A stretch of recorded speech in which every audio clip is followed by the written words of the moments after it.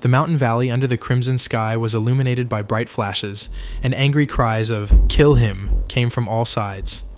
The half-naked young man with his hands tied behind his back looked around in confusion. He didn't understand where he was or what was happening to him. The leader of the beastmen, raising his sword, shouted that divine punishment would befall the insignificant man who invaded their land. For thousands of years, the lands of the beastmen had been isolated from the outside world, and now, for the first time in history, a man had come against them. The captured boy heard cries that this was war, and that the man who broke the treaty had brought divine punishment upon himself. The young man frowned. Until recently he was in a cave. How did he get here, and was he really destined to die in this strange world? 5 hours ago, a group of cleaners was preparing to descend into the cave. The group leader urged Tsuyoshi to finish eating faster. They were on their way soon. The elder warned the boy not to go anywhere alone. There would be 2 more teams in the cave, and if he relaxed, he wouldn't get even a piece of metal. Tsuyoshi, finishing his noodles, asked in surprise why so many people were descending into an ordinary C-rank cave. The man said with a sigh that these are the times they live in. There are many like them now. They are not the only heroes. At this time, a shout from the duty member of the group was heard from the street. He announced a general assembly. The elder looked out into the street. The duty officer was waving his hand and shouting that the heroes were coming. The man turned to Tsuyoshi and said that it was time for them to go out too.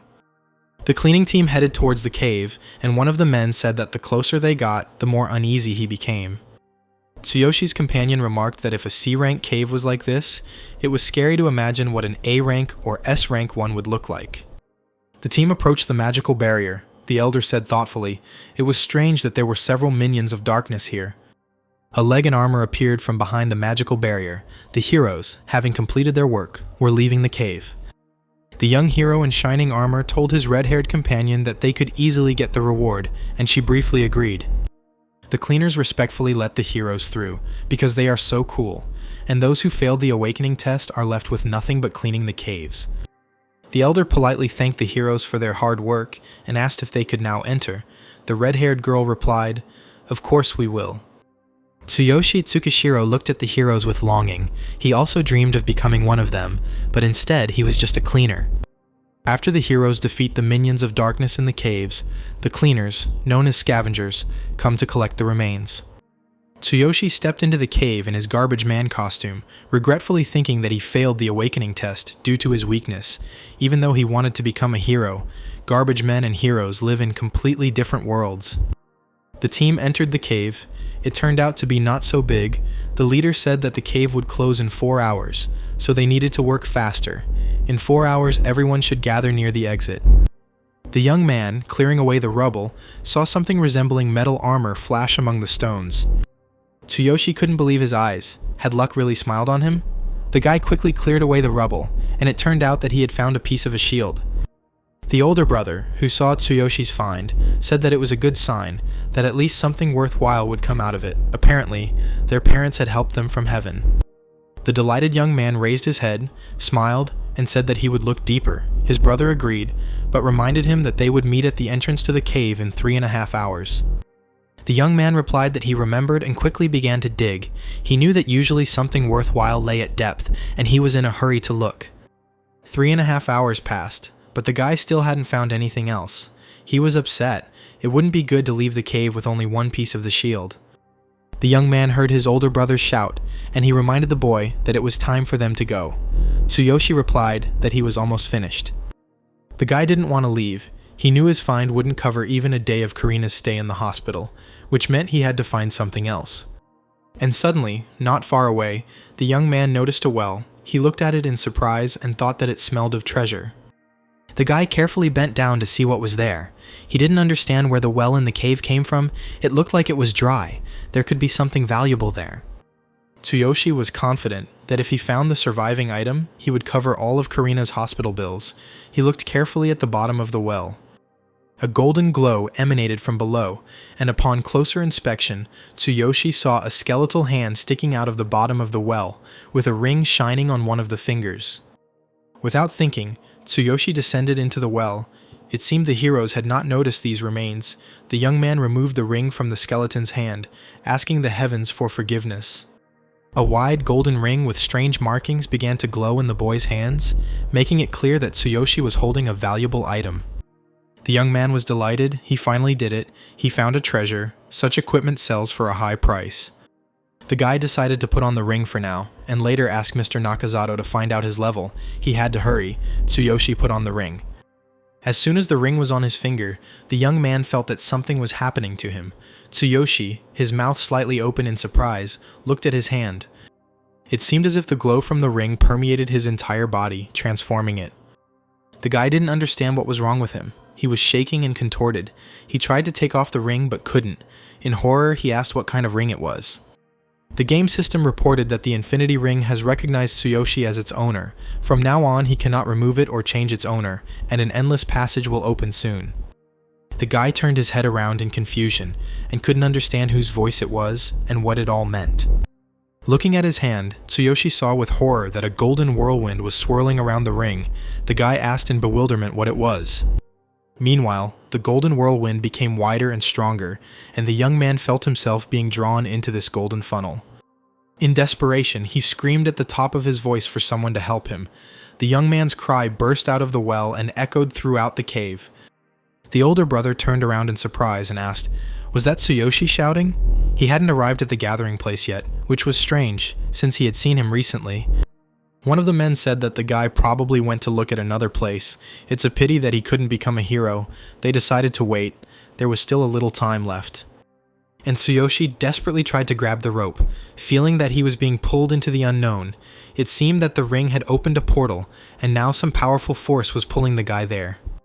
Upon regaining consciousness, Tsuyoshi found himself in the captivity of the beastmen as one of the criminals awaiting his divine punishment at the altar. Apparently, divine punishment meant a devastating lightning strike on the altar. Tsuyoshi did not understand why he was sent to the sacred land of the beastmen. The Beast King, seated on the throne, briefly commanded the trial to begin. The general announced that today they would hold a trial of 3 criminals, one of them their brother, who sold secret information about their territory to elves and humans. Amidst the angry cries of the crowd, the defendant was brought in. He was tied up and shaking with fear. The beastman shouted that he was a traitor and called for punishment on his head. The criminal was on his knees, and the general proclaimed that divine punishment would come for him, and the crowd unanimously repeated the call for divine punishment. The unfortunate man was pushed onto the altar, and the general proclaimed that, at the command of the Beast King, all criminals would face divine punishment. The condemned man rolled to the place of his death, hearing that the hammer of the Divine King, surrounded by lightning strikes, would erase all the sins of criminals. No one has ever managed to escape from this altar of the kingdom of divine punishment. At that very moment, lightning of enormous force struck the criminal. The entire space around was illuminated by a bluish light. The unfortunate man, whose body was struck by a huge lightning bolt, screamed in horror, but soon fell silent. The crowd watching the execution continued to rage, shouting calls for the punishment of all traitors, and for their execution by divine punishment. The general proclaimed that divine punishment would befall the first man in history who invaded the land of the beastmen. This man declared war on them, and violated their treaty. Tsuyoshi desperately tried to escape from the huge paw. The boy screamed that there was some kind of misunderstanding. He ended up here completely by accident. His sister was waiting for him and begged for help. The huge beastman growled fiercely at Tsuyoshi that he had enough of complaining and punched him hard in the chest. Tears streamed down the boy's face. He was sure he couldn't die here. Karina needed him too much. What should he do? The beastman contemptuously threw the young man at his feet, and he continued to lament that he should become a hero, perplexed at how everything turned out this way. The crowd of beastmen went wild, shouting that humans were pathetic insects, and how could a mere human be able to defeat a great beastman? Tsuyoshi was tied up and thrown onto the altar, and cries of demanding that the sinner be punished followed him. The young man helplessly fell onto the altar. But at that moment, instead of fear, anger awoke in him. He repeated to himself again that he could not die here. He had to do something. Unexpectedly for the beastmen, the young man jumped up, trying to dodge the lightning. He was driven by one thought: he cannot die in such a place. The young man's trick worked. Lightning struck the place where he had just been, and from the strong blow, Tsuyoshi fell back onto the altar, but remained alive. The beastmen's mouths dropped open in surprise. For the first time, lightning had not struck the criminal.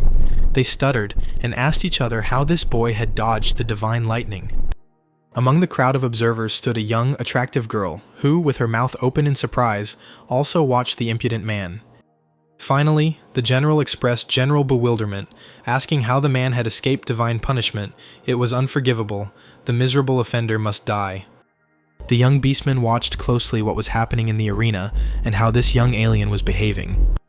Meanwhile, Tsuyoshi jumped up on the altar, turned to the general, swore loudly, and said that he refused to die here. But the next second, lightning struck again. This time it hit the young man. Tsuyoshi arched his back and shouted loudly, "No!" The beastman general, seeing this, laughed and asked who said that the lightning of divine punishment strikes only once. He was sure that the pathetic man was dead, and now it was the turn of the next victim. The beastmen shook their fists and shouted, "Divine punishment!" The girl lowered her eyes and sadly whispered that it was a useless struggle. After being struck by lightning, Tsuyoshi continued to whisper that he couldn't die here. The ring on his hand began to glow, and he heard that the divine selection system of the Infinity Ring had been activated. Tsuyoshi's body glowed with a golden light, and a familiar voice announced that the system identification was complete, and work on creating the ideal physical form was beginning. The young beastmen watched without stopping as the boy who had come to them from the human world transformed. The divine lightning continued to pierce Tsuyoshi's body, but he did not writhe in convulsions like everyone else, but seemed to be absorbing the energy. The general stared at the altar, unable to believe that this frail youth was still alive. At this time, Tsuyoshi rose up in the air and seemed to be hanging on a lightning bolt. The creation of the ideal physical form continued. Now all the beastmen present looked at the altar in surprise and asked each other what the hell was going on. The young man's body changed right before the eyes of the astonished beastman. He was surrounded by flashes of lightning. The system reported that the divine eye skill had been used. The guy felt something calling him. He sat down on the altar and slowly walked towards the hammer. The lightning bolt still surrounded Tsuyoshi as he headed towards the stairs that led to the huge hammer. The beastman could not believe that a man was going to the divine hammer, which no one dared to approach for fear of being incinerated. But the young man, as if hypnotized, approached the huge golden hammer step by step, and the system reported that the skill Divine Consciousness and Absolute Cloning had been applied. There was a dead silence. Everyone held their breath, watching the man who slowly walked towards the shrine, the divine hammer. Tsuyoshi, obeying the call of the hammer, approached it step by step. The creation of the ideal physical form was nearing completion. The general was shaking with anger. He whispered that it was incredible. Except for the divine king himself, no one had ever come so close to the hammer. The young beastman smiled and exclaimed with delight that this guy was trying to lift the hammer of the divine king, but how was that possible? Tsuyoshi slowly climbed to the top of the stairs. His body changed greatly. The young man asked the hammer in surprise, "Is it he who is calling him?" As if in response to the young man's question, the hammer trembled and rose from its pedestal, and stones began to swirl around it. Tsuyoshi continued to ask the hammer why it was calling him so persistently. The system reported that the creation of the ideal physical form was completed, and the special status of Chosen One was applied. At that moment, a huge hammer rose into the air and began to slowly move towards the mysterious man. In those few minutes, Tsuyoshi changed beyond recognition. Lightning flashed from his eyes. He raised his hand and summoned a hammer. The beastman watched silently as it happened. No one could understand what was happening. Tsuyoshi, as if enchanted, repeated that the divine hammer was calling him, and the lightning bolts around the young man grew brighter and brighter. The guy raised his left hand. Lightning of enormous power struck the hand of the renewed Tsuyoshi and disintegrated into small sparks. At that very second, a divine hammer descended from the outstretched hand on which the ring was placed. The young man clenched his hand and looked at the divine weapon with blazing eyes. Turning to the hammer, the boy exclaimed that he would use its power. The system reported that Tsuyoshi had reached level 3 and received the divine hammer, but he was unable to use the hammer's power due to a lack of skills. The young and pretty beast woman whispered in shock that the human had lifted the divine hammer.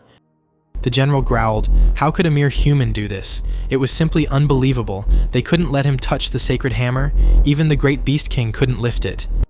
Anyone who lifted the divine hammer would become the head of the beastmen.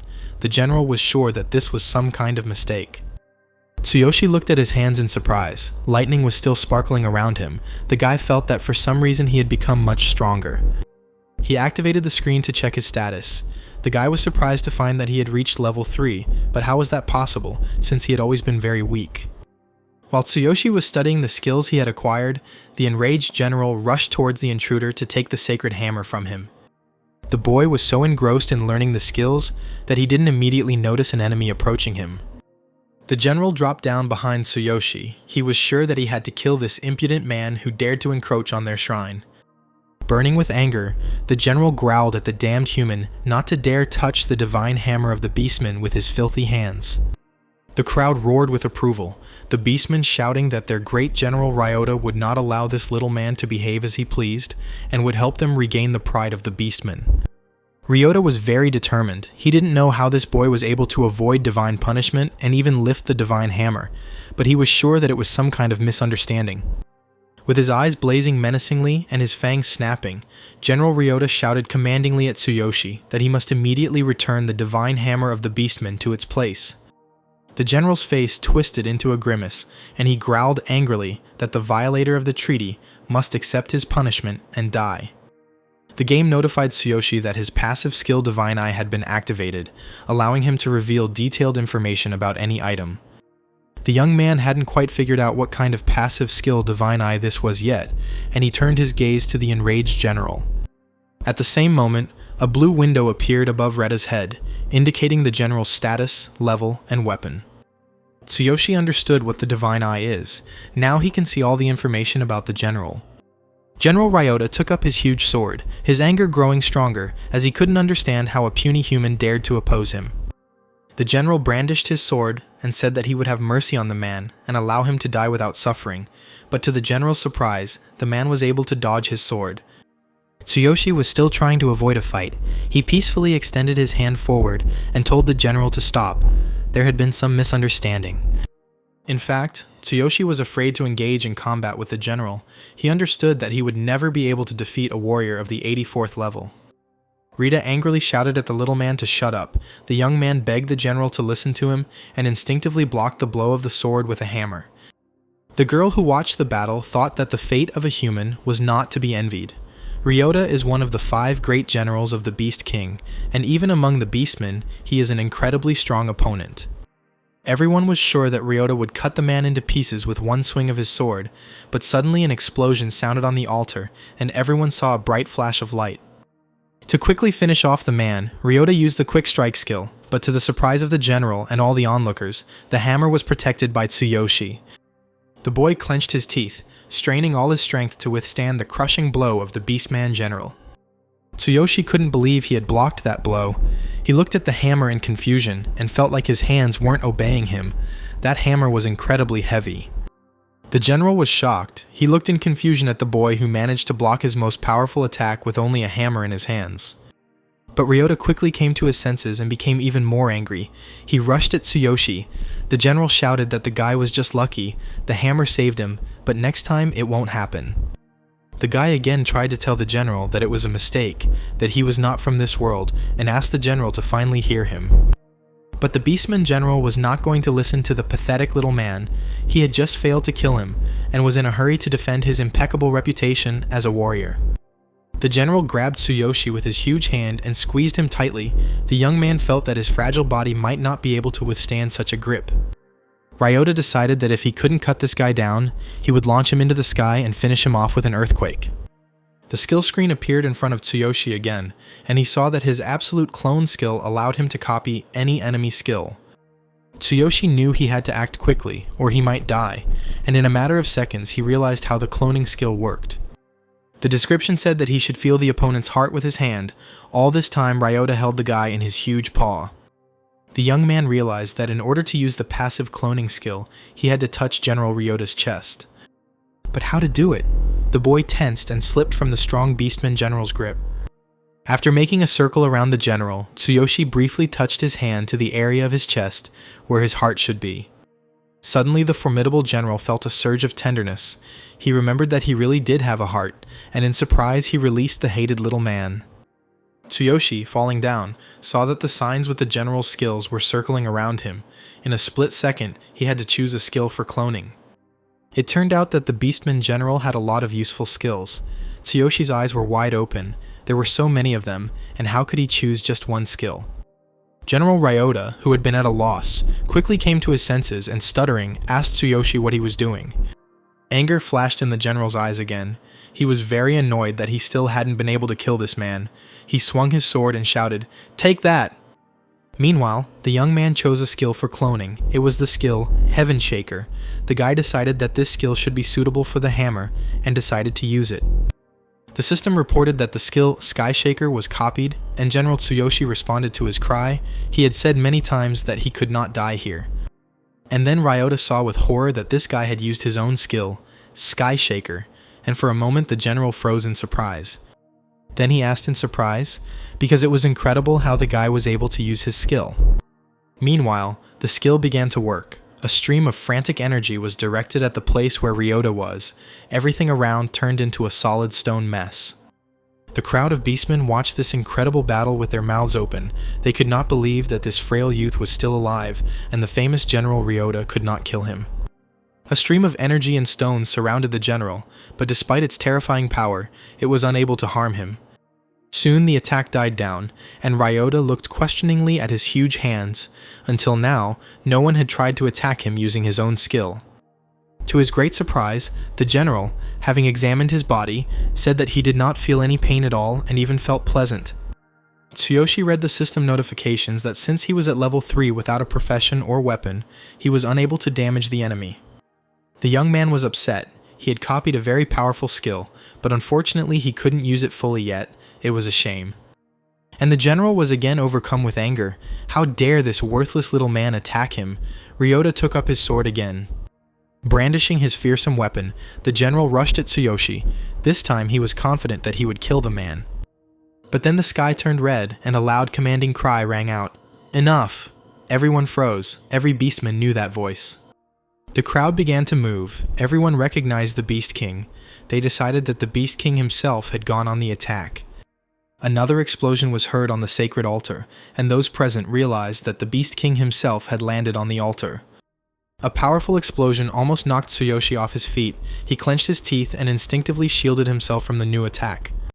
But, to the surprise of everyone present, the Beast King silently sank to his knees, no one understanding what was happening. The Beast King bowed his head in submission and knelt on the altar in clouds of dust. Tsuyoshi stared wide-eyed at the powerful, muscular body of the young Beast King, who fell to his knees before him, lowered his head in submission, and did not rise. The beastmen's faces were distorted with horror and surprise. No one understood why the ruler fell to his knees before the alien, who was supposed to die on the altar. Finally, the king slowly stood up and walked towards Tsuyoshi. He said in a friendly manner that it seemed the divine hammer had chosen him. The boy didn't know what to say. He looked at the king with all his eyes, and he calmly put his hands on the boy's shoulders and said that the gods had sent them a sign. The Beast King smiled and explained that for hundreds of thousands of years, Tsuyoshi had been the first one chosen by the hammer. Addressing his people, the king said that no one could lift the divine hammer except this man. Tsuyoshi could not believe what was happening. The beastmen looked at their king with bewilderment. It was clear that most of them were very unhappy with what was happening. The Beast King, pointing his hand at Tsuyoshi, continued. He said that if this youth was truly the future ruler of the beastmen, then they should allow him to grow up. The crowd became agitated. Many said that he was not a beastman. How could he be a ruler? The beastmen glared angrily at Tsuyoshi. General Ryota expressed the general opinion and distrust. Turning to the Beast King, he said that this guy is a human. The Beast King asked, "So what? Did the prophecy say that the leader had to be a beastman?" Turning to the general, the king asked if he meant to say that they should ignore the future hope of their people. The frightened general fell on one knee before the king and said that his majesty was right in the prophecy, and nothing was said about it, but if he was not a beastman... The king turned to the young man and asked his name, and he introduced himself as Tsuyoshi Tsukishiro. The king, turning to Tsuyoshi, said that if he was ready to take on this burden, then the beastman would agree, but now he was still too weak. The lord said that Tsuyoshi should become stronger within a year, and return to the land of the beastmen, and then they would see if the young man was worthy of being their leader. The king reached out his hand to Tsuyoshi and made some strange mark. Then he told the youth that if he did not return within a year, the king would use this mark to find him and kill him. The boy rubbed his forehead in confusion, and the king said that his people would accept such an outcome, and asked what Tsuyoshi's answer was. But instead of the guy, the words, "I agree," were already flying. Everyone agreed to such conditions. The red-haired girl screamed at Tsuyoshi with all her might to become stronger and gain freedom. He had long ago paid attention to this girl. She should have been punished right after him.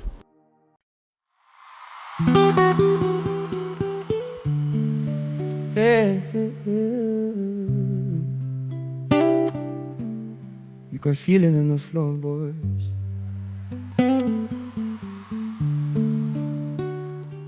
Hey.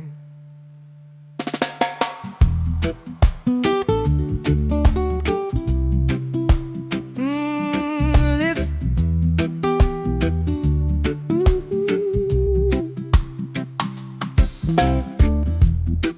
Whoa, oh, oh, oh.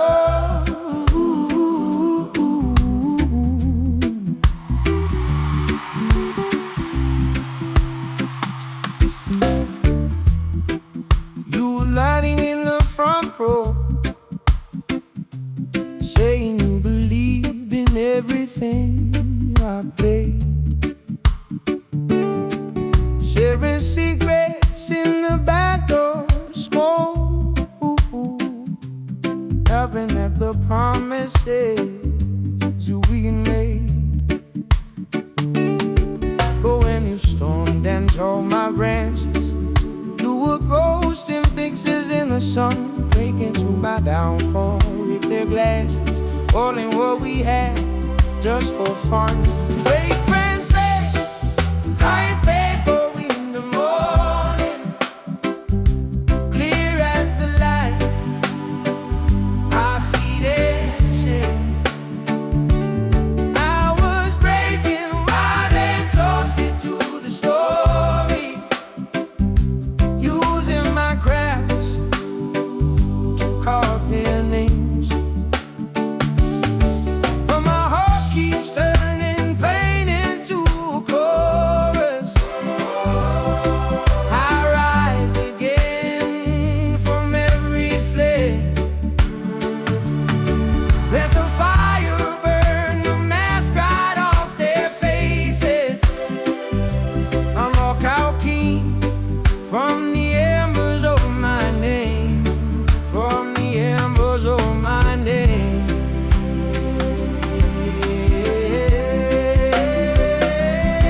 I've been wrestling with the mirror, asking, was it Lee who wore the lie?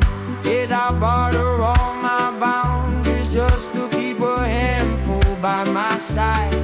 They were cheering when I stumbled, calling my confession just again. But I found a quiet kindness in forgiving who I was back in. For faith and faith, like vapor in the morning, clear as the light. I see their shame. I was breaking while they toasted to the story, using my crafts to carve their lamb from the embers. Oh, from the embers of my day. Oh,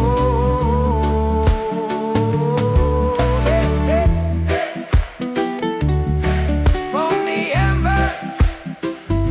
The young man decided to use the divine eye skill and see who she was, but to the young man's surprise, he saw neither the girl's name nor her status, only the 72nd warrior level. And the girl shouted that it was better to be alive, and that Tsuyoshi should not miss the opportunity given by the gods. The guy was very surprised. Level 72. Could a girl really be that strong? And why did they want to punish her? Tsuyoshi looked at the girl tenderly. Surprisingly, she seemed very beautiful to him. Unexpectedly for himself, the young man raised his hand, waved to the young representative of the beast people, and loudly shouted, "Thank you." The girl's words sank deep into Tsuyoshi's mind. He realized that she was right. This was an amazing opportunity, and he had to survive in order to return back to his world. Tsuyoshi turned to the Beast King and said that he agreed, he accepted his offer, but he had one condition. The Lord of the Beastmen chuckled. What other condition? The impudence of this man surprised the king. No one had ever set conditions for him. Tsuyoshi pointed his finger at the girl and said that she would go with him. The young man explained to the king that this girl would be useful to him. The young criminal, doomed to death, opened her mouth in surprise and asked why her. Tsuyoshi smiled and thought that now he and the girl were even, and they definitely wouldn't be able to kill her. The beastmen finally dispersed, and the young man was left alone in this new world for him. It was already deep into the night. Looking at the moon and the shining stars, he again replayed in his mind what had happened to him. Judging by the voice he heard in the well, this story began because of the infinity ring he found. Tsuyoshi was again in his garbage man costume and was looking at the ring thoughtfully. He knew that he could not take off this ring, but thanks to it he gained these strange abilities. The young man did not understand how to return to his world. Suddenly, the guy heard a pleasant female voice behind him. The girl said that the preparations were complete and called Tsuyoshi master. In front of him was the same girl, but in gear and with a weapon. She said that she had decided to serve her savior. Tsuyoshi smiled widely. Hearing a cute girl with ears call you master was incredibly pleasant. The young man was very embarrassed and said that it was nothing, because she had helped him too, and from that moment on, he suggested that they support each other and not call each other master or servant. The girl frowned and said that Tsuyoshi didn't understand how much it meant to her since he gave her a second chance. She gently took the young man by the hands and said that before him, no one had ever thanked her or protected her. Looking devotedly into Tsuyoshi's eyes, the girl asked him to let her call him master. The girl touchingly fluttered her long eyelashes, and looking into Tsuyoshi's face, said that he had become her miracle, and that she wanted to dedicate her whole life to him. The guy's nose started bleeding from embarrassment. He said that if she wanted, she could call him master, and laughed embarrassedly. The delighted girl said that it was time for them to go. Turning to her master, she added that it was already quite late and went ahead. Tsuyoshi obediently followed this amazing girl. As if enchanted looking at her, she advised him to watch his step. The guy sighed with relief. Now he liked this adventure much more. They walked through the mountainous terrain. Bright stars shone in the sky, and Tsuyoshi, looking around in surprise, thought how amazing this other world was. But then the guy came to his senses and stopped himself, asking himself what he was thinking about, because his sick sister Karina was waiting for him. The system notified Tsuyoshi that the endless passage was currently unavailable to him, with a recovery time of 24 hours. And then Tsuyoshi realized that he had indeed entered an endless passage and found himself in this world, which meant that if he entered it again, he would be able to return back. After a while, the ring began to glow, and the young man heard that the endless passage had opened, but he was not sure whether he would be able to return. A golden whirlwind swirled around the ring again, and Tsuyoshi realized that yes, he really was finally going to return home. In the place where Tsuyoshi had just stood, only a golden vortex of the portal was spinning. The girl could not understand where her master had gone. The young man felt himself being pulled into the portal again, and he knew the sensations would not be pleasant. The cycle finally stopped, and Tsuyoshi found himself in a protective helmet and a scavenger suit, golden flashes still glittering around him. Looking around, the young man realized that he was still sitting in the same well, and in front of him was a skeleton's hand sticking out. Looking at his hands, the guy realized that he seemed to have returned. On his left hand, Tsuyoshi saw a ring, which meant that everything that happened was not a dream. He decided to check his status. The system screen confirmed that the abilities he received in the other world were preserved. His level is still level 3, but why is the divine hammer still in his inventory, since he remained in the Beastman world? The system explained that the characteristics are available in both worlds, and in order to use an item from another world, it must first be placed in the divine inventory of consciousness. If the level is synchronized, then its increase is possible in both worlds. Tsuyoshi was able to bring the divine hammer to this world because it was in the divine inventory of consciousness. At this time, Tsuyoshi heard Nakazato's voice from above, asking what was going on and demanding that the young man get out before the cave closed. Tsuyoshi asked in surprise what the men were doing there and why they had been waiting for him for several hours. And then the young man began to understand that, despite the fact that he had spent at least 5 hours in another world, nothing seemed to have changed here. The brother grumbled that Tsuyoshi had been sitting here all this time. It was good that he had found him, and once again demanded that he come out. If the cave closed, the young man would fall into a trap. Tsuyoshi grabbed the rope and climbed up, soon appearing on the surface of the well. While the young man was climbing out of the mysterious well, he realized that time had stopped in this world, so no one noticed his movement to another world. It was all quite strange. While the boy was in another world, time didn't pass here. Tsuyoshi thought with a grin that it sounded like a manga plot. The young man wondered if, while he was in this world, time had stopped in the other world too. Turning around, Tsuyoshi looked at the skeleton's hand, which was still sticking out from the bottom of the well, and he wondered who the infinity ring belonged to. And suddenly a thought struck Tsuyoshi. He looked at his brother with concern, who asked what had happened. The young man asked excitedly, "The awakening test is tomorrow after all." That's true, he wasn't mistaken. In the pouring rain, covered in blood, Tsuyoshi gritted his teeth and carried his wounded younger sister.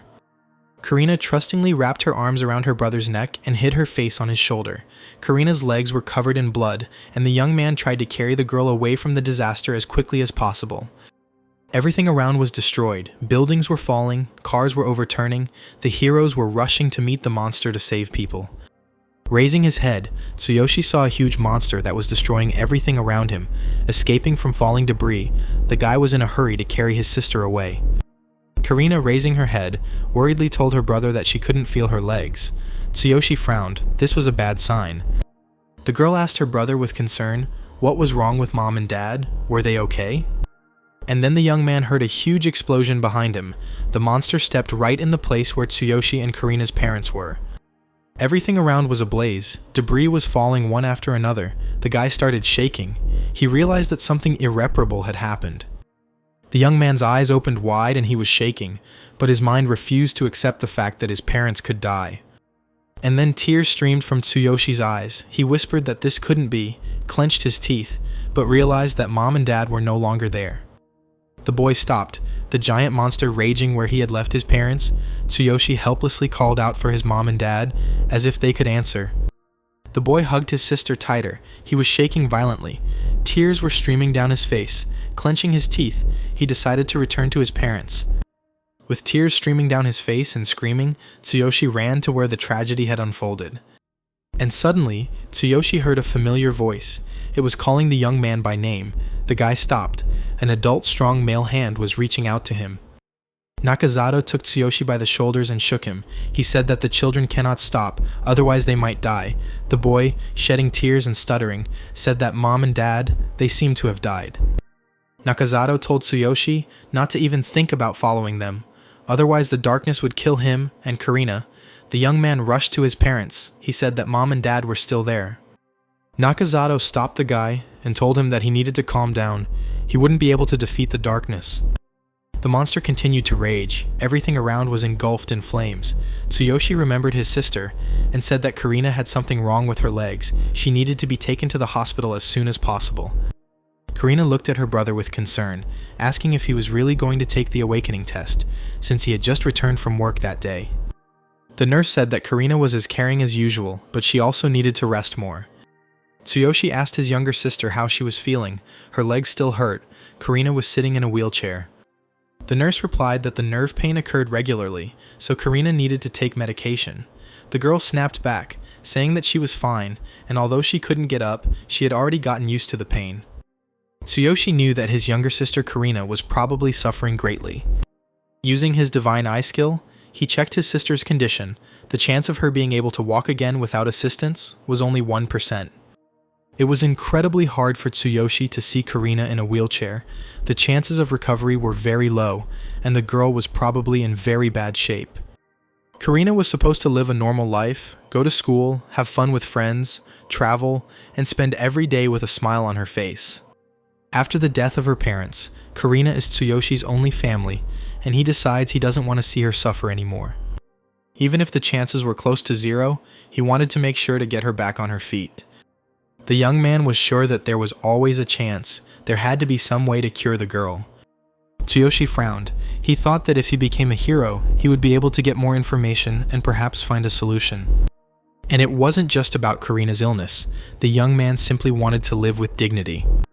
Coming out into the street, the young man exclaimed that he was going to become the strongest hero. Passers-by looked suspiciously at the strange young man. After saying goodbye to his sister, Tsuyoshi headed off to take the awakening test. He entered a special building where the group courage test was taken. One of the lucky ones enthusiastically reported the results of the measurement, level 3, combat power 540. The administrator congratulated the young man, saying that he was now a hero. Handing over the badge, he told the boy to take the hero emblem that was created based on the results of his testing. The new hero walked down the hallway chuckling. The girl next to him looked at him with admiration and wished him to reach rank C and promised to throw a big party in honor of this event. It was Tsuyoshi Tsukishiro's turn. The administrator looked at the guy doubtfully and asked if he had decided to retake the test after failing the first one. The man adjusted his glasses and told Tsuyoshi to come inside and place his hand on the measuring device when he was ready. The administrator doubted that the results had changed in any way. Frowning, Tsuyoshi snapped back and said that they would find out soon. The administrator replied that if the guy failed the test once, the result would most likely be the same. The device measures his experience with high accuracy. The administrator grumbled that he had already seen many stubborn people like Tsuyoshi. The man continued to grumble, but the young man did not listen to him and, closing the door, entered the room. The previous young man had the same indicators, and this is quite normal. Tsuyoshi knew that he was now also a level 3, so he should become a hero, but how high was his combat power? Thinking like this, Tsuyoshi placed his right hand on the measuring device. He didn't know what his combat power was, but he was sure that the test had to be taken very seriously. Left in the measurement room, Tsuyoshi activated his ideal physical form, his muscles immediately expanding, his veins bulging, and flames erupting from his eyes. The entire measuring room was filled with incredible energy, and the hero's measurement began.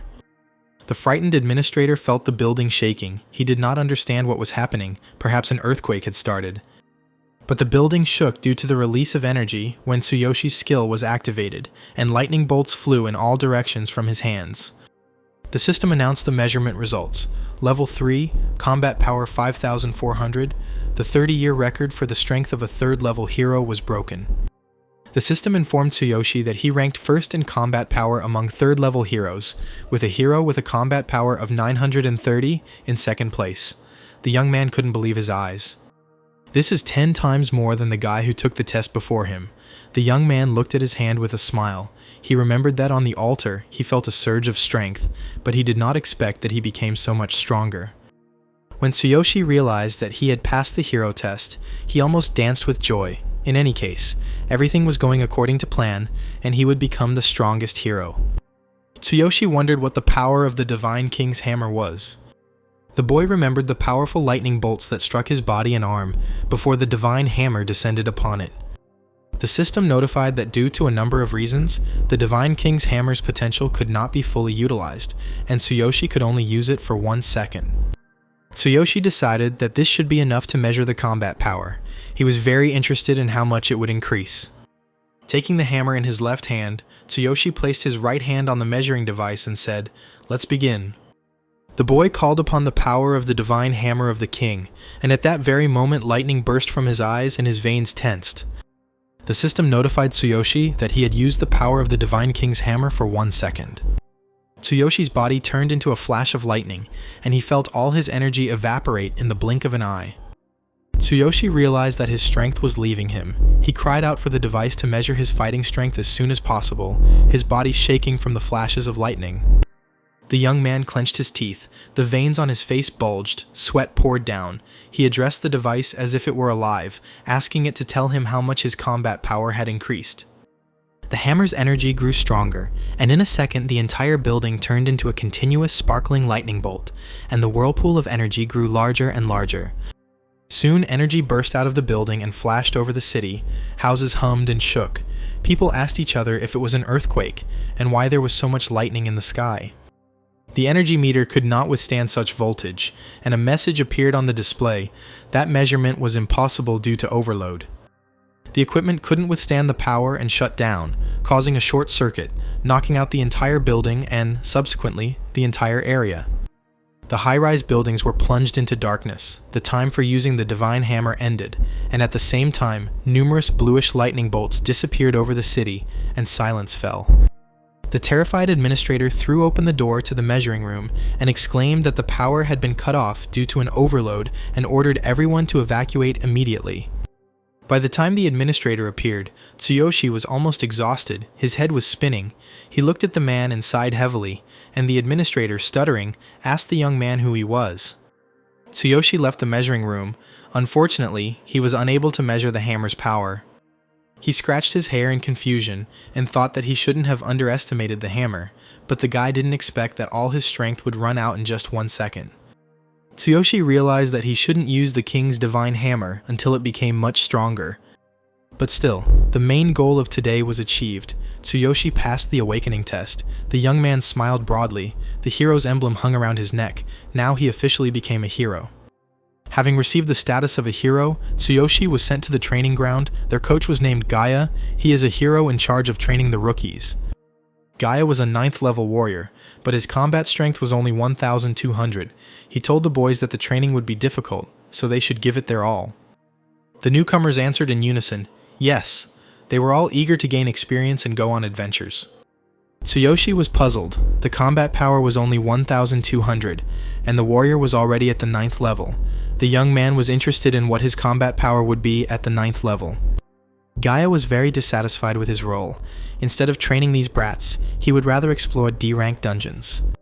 The trainer said that tomorrow they would enter a D-rank dungeon, during which they would understand which job suited them best, and perhaps they would even receive a low-level item. The guys were shocked. Were they really going to go down into the dungeon? Shouldn't they first train a little and learn their profession before going down into the dungeon? Gaia sneered and replied that they didn't have time for that. After becoming heroes, they had to develop their skills in real combat. Hearing the boys grumbling, Gaia said that he had warned them that the training would be difficult, and if they weren't ready, then let them leave, no questions asked, just follow orders. Tsuyoshi realized that Gaia was simply taking out his anger on the boys. After all, heroes are also people with their weaknesses. The young man was warmed by the thought that, be that as it may, a girl of the 72nd level was waiting for him in another world. As soon as he remembered the girl, his nose started bleeding from excitement. He smiled broadly. The guy knew that as soon as the endless passage opened, he would go to her. Once in his apartment, Tsuyoshi turned on the news. They were saying that due to the earthquake, the power was cut off in some areas. Fortunately, there were no casualties. Tsuyoshi didn't pay much attention to the news. He knew what kind of earthquake it was. The guy looked at his watch and thought that everything was going great. Time was up. It was time to go to another world. There he would become stronger, choose a profession, and collect the necessary equipment. The young man turned to the ring and commanded that the endless passage be opened. The ring lit up. The boy already knew what would follow and was ready. Soon, a golden whirlwind transported Tsuyoshi to another world, and the first thing he saw when he opened his eyes was the starry sky and mountains. He returned again to the place from which he had been transferred to his world. A huge, bright moon, surrounded by stars, was still shining in the sky. Twilight lay strangely on the mountains. It was night, as if he had never left. Tsuyoshi took a deep breath. He was back here, in the same place he had been transported from. Surprisingly, he was infinitely happy with this unusual landscape. Looking around, the guy realized that the appearance remained the same. Even his garbage man clothes were the same. It seems that once he returns to this world, time and equipment remain. And then Tsuyoshi heard the pleasant voice of the girl he liked so much. She asked the master if something had happened. A little embarrassed, he replied that everything was fine, nothing had happened. Smiling, he turned to the girl and, decisively clenching his fist, asked her to lead him. His companion smiled broadly and exclaimed that she was glad to see the master so inspired. The girl said that there were 3rd-level goblins nearby, and would the master like to practice? Even though their level was low, these goblins were cunning and depraved, so the master must be extremely careful. Tsuyoshi smiled and said that if goblins are depraved, then it is the girl who needs to be more careful. She looked at him in surprise. Tsuyoshi couldn't believe there were goblins here. It was as if he was in a fantasy world. The young man was eagerly waiting for the divine selection system to show its effects. Turning to his companion, the guy exclaimed that this was excellent. The first target was the goblins. The young man and his battle companion carefully approached the cave. The girl warned her master to be careful and not to wake the goblin sentries. Tsuyoshi turned to the girl and said that she was level 72. She would definitely be able to defeat them with ease. He knew that her combat power was equal to 63,000. The girl blushed a little and asked how the master knew her level. Tsuyoshi became embarrassed and said that it was not just for nothing that he was her master. He asked if she could show him how high-level heroes fight. The girl objected that if she helped him, he would not earn experience points. Tsuyoshi scratched the back of his head in confusion. Was this really such a rule? And he wanted to see her in action. The girl became embarrassed and said that if the master insisted, she could try. The warrior took up her dagger. She said that she did not know how useful it would be, and suggested that the master watch carefully. As soon as the girl's weapon flashed in her hands, sparks burst from her eyes. She prepared for battle, and it was as if she herself had turned into a deadly weapon. Having escaped from the ambush at great speed, the girl burst into the goblin cave like lightning. She used her instant strike skill, and the confused goblins didn't even have time to react before they were killed. It took the beast girl a few seconds to destroy all the enemies in the cave. Tsuyoshi, who had been watching the battle from cover, stood up from the bushes and, smiling broadly, clapped his hands in admiration. Such movements from a level 72nd warrior. How cool. The girl smiled contentedly. She was pleased with Tsuyoshi's praise. She blinked her eyes and said that the master was so kind. The girl explained that she always gives it her all, even against low-level opponents, and she really hoped that this helped the master. Tsuyoshi asked if she could teach him the technique she used. The girl looked down sadly and said that the instant strike was a skill for high-level warriors, so the master would not be able to learn it. Besides, he had not yet chosen a profession. Tsuyoshi, smiling, replied that he too would become a warrior, since he had a girl with him, and he was sure that he could easily copy her skills without worrying about his own profession. But since he can't use the divine hammer of the king, he must find a replacement weapon. The system notified Tsuyoshi that he has chosen the profession of a warrior. The girl timidly and gratefully took Tsuyoshi's hand, and looking at him in surprise, asked if it was really because of her that he had chosen the profession of a warrior, and said that she would try to be useful to him. Taking her master by the hand, the girl exclaimed that she would help him level up, but first she offered to pick out some combat equipment for him. The young man felt a flush of heat. He thought how wonderful this world was. The girl's closeness greatly excited him. There was an awkward pause, but at that moment the sentries entered the goblin cave, shouting that it was time to change. The goblin warriors saw their brothers dead, and shouted angrily that this was an invasion. Without a second thought, the goblins rushed into battle. Tsuyoshi looked at the enemies that suddenly appeared and said that it seemed like he would have to deal with them alone. The young man asked the girl to lend him her dagger. He wanted to try something. As soon as he picked up the weapon, the system notified him that he had received a silver dagger. The girl was a little worried about her master, and warned that attracting the enemy in this way was a little unwise, but Tsuyoshi had already formed a plan in his head. Clutching the weapon in his hands, the young man thought that he had not yet fully tested the power of the Sky Shaker, and decided that these goblins would be his test subjects. Tsuyoshi concentrated, took a deep breath.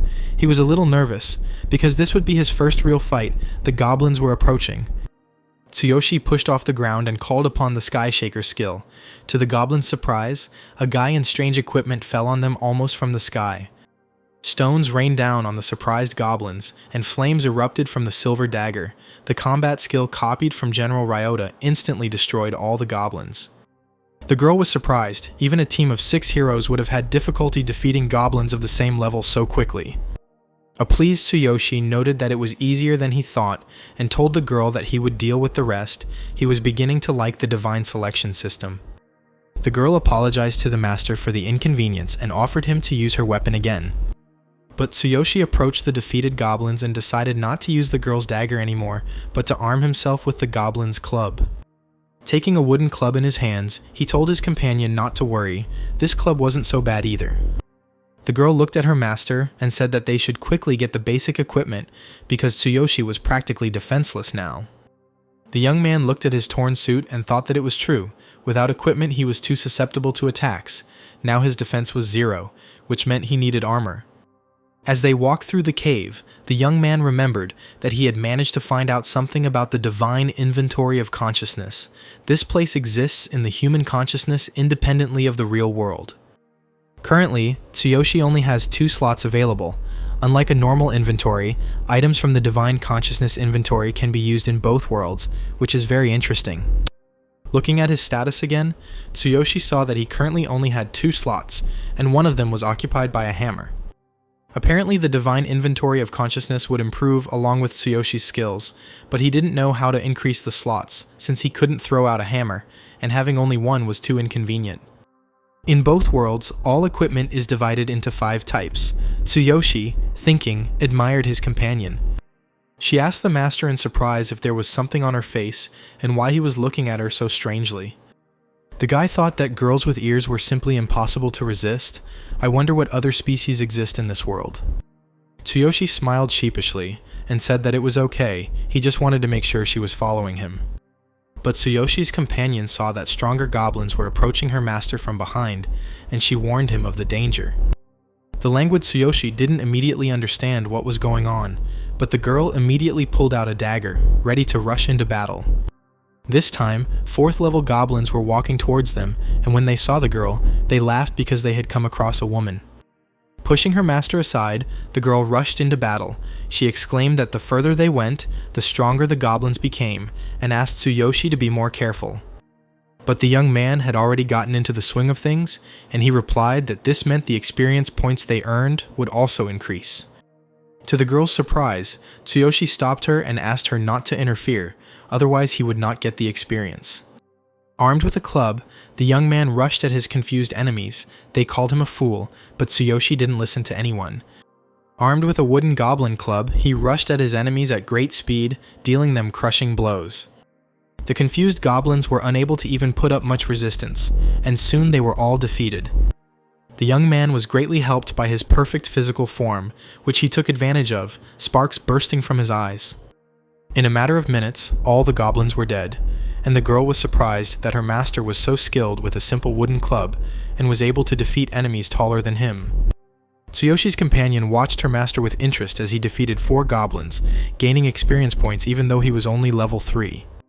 During the fight, his club broke, and the young man thoughtfully said that the higher the enemy's level, the more experience points he would earn, but the weapon turned out to be too fragile. The girl thought that the master possessed incredible strength. He wielded a wooden club as if his level was much higher. He defeated several enemies at once, despite the difference in levels. The deeper Tsuyoshi and the girl went into the location, the higher the levels of the goblins became, and the greater their number. However, the strength of the young man made their numbers insignificant. The guy's experience was constantly growing, and his companion was completely delighted, exclaiming that the master was simply incredible, although his skill was good, but the weapon was simply terrible. Nevertheless, there were only 6 goblins left. Tsuyoshi didn't expect the bonus points in this world to be so high. He felt like he was quickly getting stronger, and now he had finished off the last goblin. When the young man worked as a scavenger, the heroes complained that the experience of 3rd and 4th level kobolds barely reached 10, and if they rarely entered the dungeon, they would not be able to increase their levels. In Tsuyoshi's world, the Hero Alliance requires a team to be assembled, and the experience to be divided equally, and he heard the heroes talking about the guild taking everything for itself. But in this world, Tsuyoshi would be able to earn experience that was given for killing the monsters here, and it was simply incredible. The system showed that his experience was 2,100 out of 3,000. He's leveling up so fast, at this rate he'll have to fight a boss soon. And indeed, heavy footsteps were heard from the depths of the cave. A huge boss was heading towards Tsuyoshi and his companion. Tsuyoshi peeked out from behind the rock. It looked like the goblin boss was approaching them. His appearance was all too familiar to Tsuyoshi, and the young man immediately began to sweat. The boss was exactly like the one because of whom Karina is now in the hospital and her parents died. The girl said that unfortunately, this boss is possessed by darkness. Tsuyoshi was surprised. Is there really darkness in this world too? He said that in his world there is also darkness. I wonder if it is the same here. This dark goblin looks exactly the same as the one who killed Tsuyoshi's father and mother. Maybe it is him. The girl said that enemies possessed by darkness are dangerous. This boss is level 6, but because of the darkness, his strength increases exponentially. The girl explained that the darkness not only possessed crushing power, its very existence was shrouded in mystery, so she wanted to deal with this boss herself. But Tsuyoshi exclaimed no. He wanted to deal with him himself either now or in the future. He didn't know how the darkness was connected with other worlds, but he was sure that he would definitely kill them all.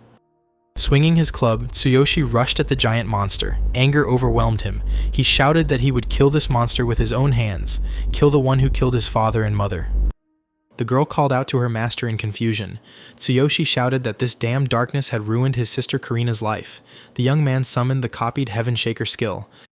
Lightning flashed from the boy's eyes as he angrily screamed at the goblin boss to die. Using his Sky Shaker skill, Tsuyoshi jumped onto the very top of the boss and began to strike him, but this enemy was too strong for him. The boss quickly threw him off, and the young man rolled head over heels across the stone floor of the cave. Bloodied and with his clothes torn, Tsuyoshi fell among rocks and clouds of smoke. The guy felt a trickle of blood flowing from his mouth. The young man cursed. This boss turned out to be really strong. Meanwhile, the giant goblin opened its huge toothy mouth to finish off its impudent human enemy. A giant snake-like tongue emerged from the goblin's gaping mouth and headed towards Tsuyoshi. But then the master's companion came to his aid, cutting the boss's tongue with a silver dagger, and shouted to Tsuyoshi to use the weapon. Anger helped Tsuyoshi to his feet. Shaking with rage, he cried out that this creature was trying to kill him, but he would not let the creature that took the lives of his parents kill him. Tsuyoshi's eyes lit up with a golden light. He wanted to kill this monster at any cost. The system informed the young man that the absolute physical form had been activated. The guy clenched his fist, and his whole body was filled with incredible strength. His veins bulged, and golden flashes danced around him. In the blink of an eye, Tsuyoshi's body changed, now becoming much larger and stronger, turning into a fighting machine. The guy was ready to tear the dark goblin boss to shreds with his bare hands. Clenching his fists, he rushed into battle. The system warned the young man that the power was concentrated in his right hand. It was incredibly tense, so the fighter needed to be careful. Tsuyoshi shouted that if he didn't have a weapon, then his body would become one. The young man clenched his right fist even tighter, turning into a spring and rushing towards the surprise goblin boss.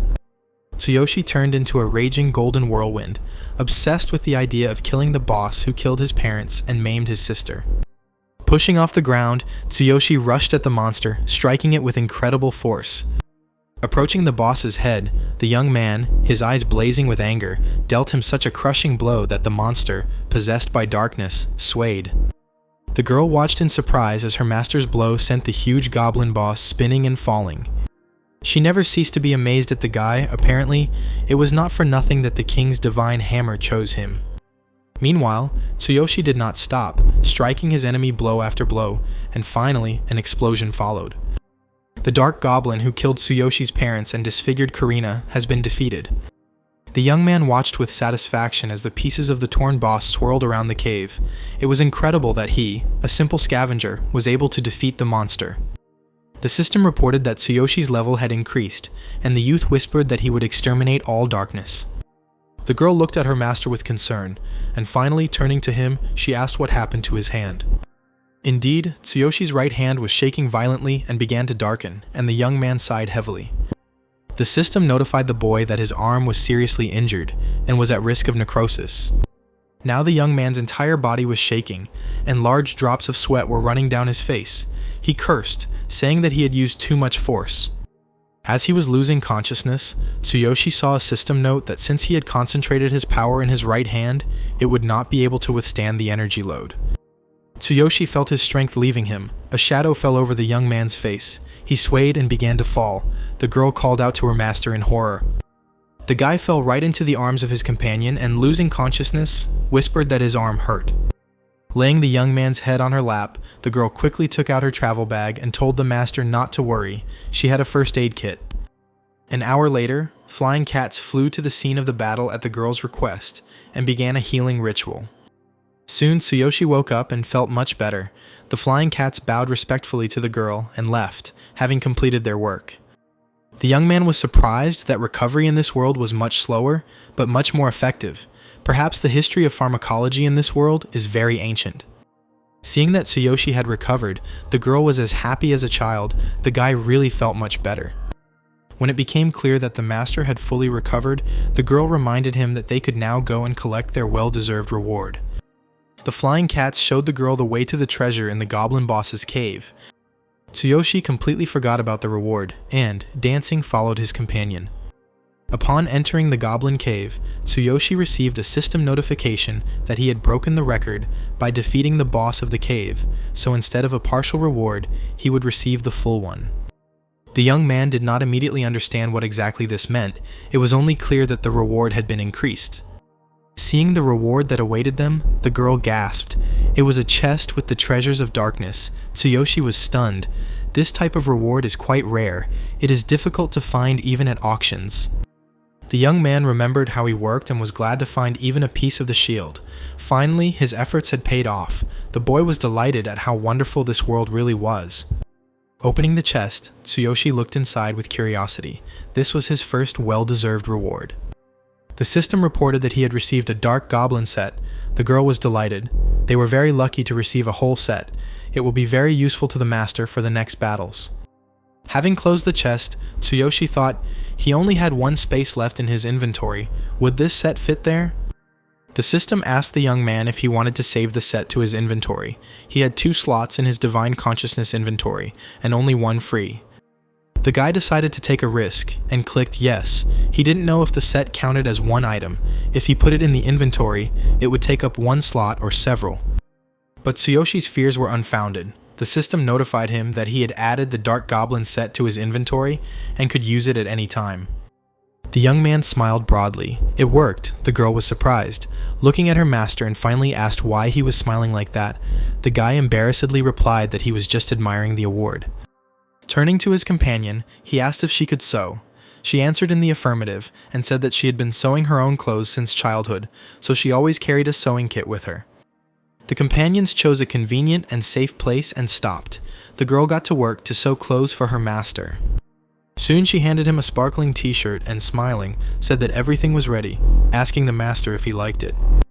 Tsuyoshi was delighted. He thanked his companion and, trying on the t-shirt, said that it turned out just great. The girl smiled contentedly and said that she was glad to serve him. But no matter how much Tsuyoshi disliked this world, he knew that since he had leveled up, it was time for him to go back. So that his companion would not notice his absence, he said that they should stop here for the night to rest.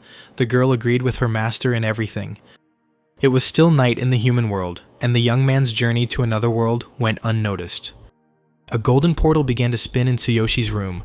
The boy was returning home to his apartment. The guy fell tiredly onto the bed and sighed with relief. He was finally home. Tsuyoshi and the girl had a hard time finding a place to spend the night, and the young man had to wait until she fell asleep to return to his world. Hugging the cozy pillow on his own bed, Tsuyoshi whispered that he had received a lot of useful things this time. Already half asleep, the guy thought that he would not be able to stop time in this world, and therefore he needed to get some sleep and regain his strength. Tomorrow, together with the novice heroes, he will go into the cave for the first time. It's good that he has already gained a little experience. The next day, Tsuyoshi woke up in a great mood. Everything was going as well as possible. The guy decided to figure out his new acquisition. The system asked if he wanted to put on the Dark Goblin set. Tsuyoshi clicked yes to see what kind of set it was and how to use it. It turns out this set has a special skill, Tearing Tentacles. When the skill is activated, all low-level enemies scream, freeze in place, and the user's hand turns into a giant tentacle that deals a fatal blow. Tsuyoshi was delighted. It's incredible. There's even a special skill here. It'll be fun. But the guy understood that he couldn't show this costume to the other heroes. Unfortunately, in his world, heroes kill each other to steal high-level equipment. Besides, if a newbie is seen in such a suit, they will definitely suspect that something is wrong. And then the system gave another surprise. It reported that Tsuyoshi could disguise his equipment as ordinary clothing. Great move. Disguise it as regular clothes. Yeah, that's just great, and I pressed yes. The equipment immediately became invisible. There were only a few minutes left before the meeting at the cave, and Tsuyoshi thought he needed a little snack. At this time, the recently purchased phone in his pocket rang. The young man was surprised who could be calling him at this time. Picking up the receiver, he heard the worried voice of the head nurse. She asked if he was Karina's brother. Some people broke into the hospital and wanted to take her away, saying that she owed them money. The woman begged Tsuyoshi to come quickly. The guy had to take out a loan to pay the hospital bills, but why did these people come for Karina? Tsuyoshi paid everything on time. He shouted into the phone so that the nurse wouldn't let them touch the girl. The nurse replied that these people had taken away the landline phone and begged them to come quickly. In anger, Tsuyoshi squeezed the fragile mobile phone receiver hard, and it shattered into pieces. The young man cursed. His eyes turned bloodshot. The guy had started a new quest that could bring him 6,000 experience points. Without taking off his dark goblin outfit, the young man hurried to the hospital. Meanwhile, Karina's frightened screams could be heard in the hospital. She begged the men to wait for her brother. The girl was transferred from her hospital bed to a transport chair, but Karina desperately resisted, begging them not to touch her. The bandit, smiling, replied that there were reasons for this. Her brother owed them money and did not pay it back on time, so they were taking her away. The bandit, covered in gold, handed the girl a contract. They borrowed money from Tsuyoshi because they liked the girl. She would be worth a lot on the black market. The fact that she couldn't walk would please the rich. The scoundrel added these conditions to the contract. The brat didn't even notice anything. The bandit was sure that he would take Karina and have fun with her as much as he wanted. Karen indignantly responded that her brother would never have signed such an agreement. They had simply deceived him. But the bandit scornfully said that they were not interested in Tsuyoshi's meager payments as long as he was going to repay the principal debt. The bandit unceremoniously looked at Karina's pretty face and warned that if she agreed in a good way, they would spare her. The girl tensed, trying to break free from the man's tenacious hands, tears of resentment and contempt flowing from her eyes. But the bandit didn't seem to be bothered by this. He broke into a smile and said that if Karina refused, she would be very sorry. At this time, heavy footsteps were heard in the hospital corridor. Someone was approaching the room where Karina was located very quickly. There was a deafening blow, and some very strong man broke down the door locked by the bandits. The frightened mafiosi asked each other who it was. Tsuyoshi's body filled with strength, his veins bulged, and his eyes bloodshot. Blazing with anger, he barked at the uninvited guests to get ready. The young man was still holding the hospital room door he had just broken down, and he looked questioningly at the men gathered around Karina. 3 thugs stood next to Karina's wheelchair and stared at the guy with wide eyes. He had changed a lot since their last meeting. The delighted girl whispered that her brother had finally come to save her. The main bandit standing opposite Karina looked at Tsuyoshi, and with a grin suggested that everyone should look and see who had come to visit them. Seeing the clenched fists and anger in the young man's eyes, the bandit asked why he was angry, that such was the agreement, and why he needed such a pathetic sister anyway. Instead of answering, Tsuyoshi punched the bandit in the face, knocking out several of his teeth, causing blood to gush from his mouth and shattering his glasses. With the next blow, the young man sent the impudent bandit into the far corner of the room. The system reported that Tsuyoshi had increased his leg strength and his movement speed had increased. The mafia boss crashed into medical equipment and fell helplessly to the floor of the hospital room. One of the bandits rushed to the boss's aid, calling Tsuyoshi a freak. The tall bandit swung his huge fist at the young man, confident that he would now smash this kid against the wall. The guy's eyes flashed angrily. To the thug's surprise, he wasn't afraid of them at all. The counterattack that Tsuyoshi used twisted the bandit's arm like a meat grinder, causing the huge man to feel pain. The fighter, considered invincible among the bandits, fell to his knees, his whole body shaking, and he continued to scream, clutching his twisted arm. The leader of the group angrily clenched his teeth. He called Tsuyoshi a piece of shit and said that no one had ever defeated him. The bandit pulled a pistol from his bosom and pointed it at the young man. He asked if he really wanted to destroy the Blue Snake Gang. The angry bandit shot at the guy, shouting for him to take a bullet since he couldn't pay his debts. Karina screamed, "No!" In horror, her eyes were full of tears. She was terrified of losing her brother. The bullet flew straight at Tsuyoshi, but the young man didn't even flinch. He didn't try to dodge the bullet, as if he was clad in armor. To everyone's surprise, the young man simply extended his hand and caught the bullet. Light smoke came out of the young man's fist, and the bullet did not cause him any harm. Karina looked at her older brother with wide eyes. She did not understand what was happening and how her sweet brother was able to catch a bullet in flight. The bandits were stunned, stuttering.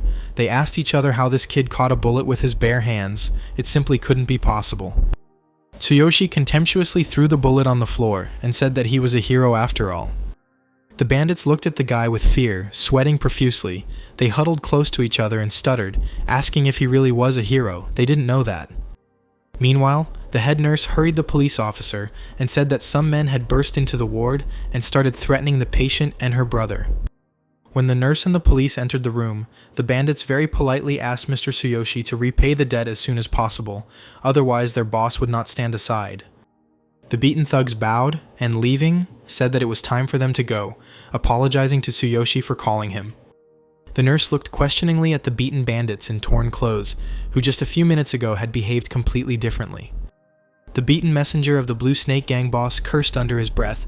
How could this guy become a hero? He would have to report this to the boss. Their boss is a level 100 warrior, and they would easily destroy this kid. Karina sighed with relief and said that finally those bandits left. Tsuyoshi apologized to his sister that he rarely visited her. The young man said that the Blue Snake would return if they didn't pay them. The guy had been dealing with debts all this time, but now he had become a hero, so there was nothing to worry about. Karina was genuinely surprised that her brother had really become a hero. Tsuyoshi confirmed, but he is still a newbie and will be officially recognized when he goes down into the cave today. The young man borrowed $60,000 from the gang for Karina's treatment.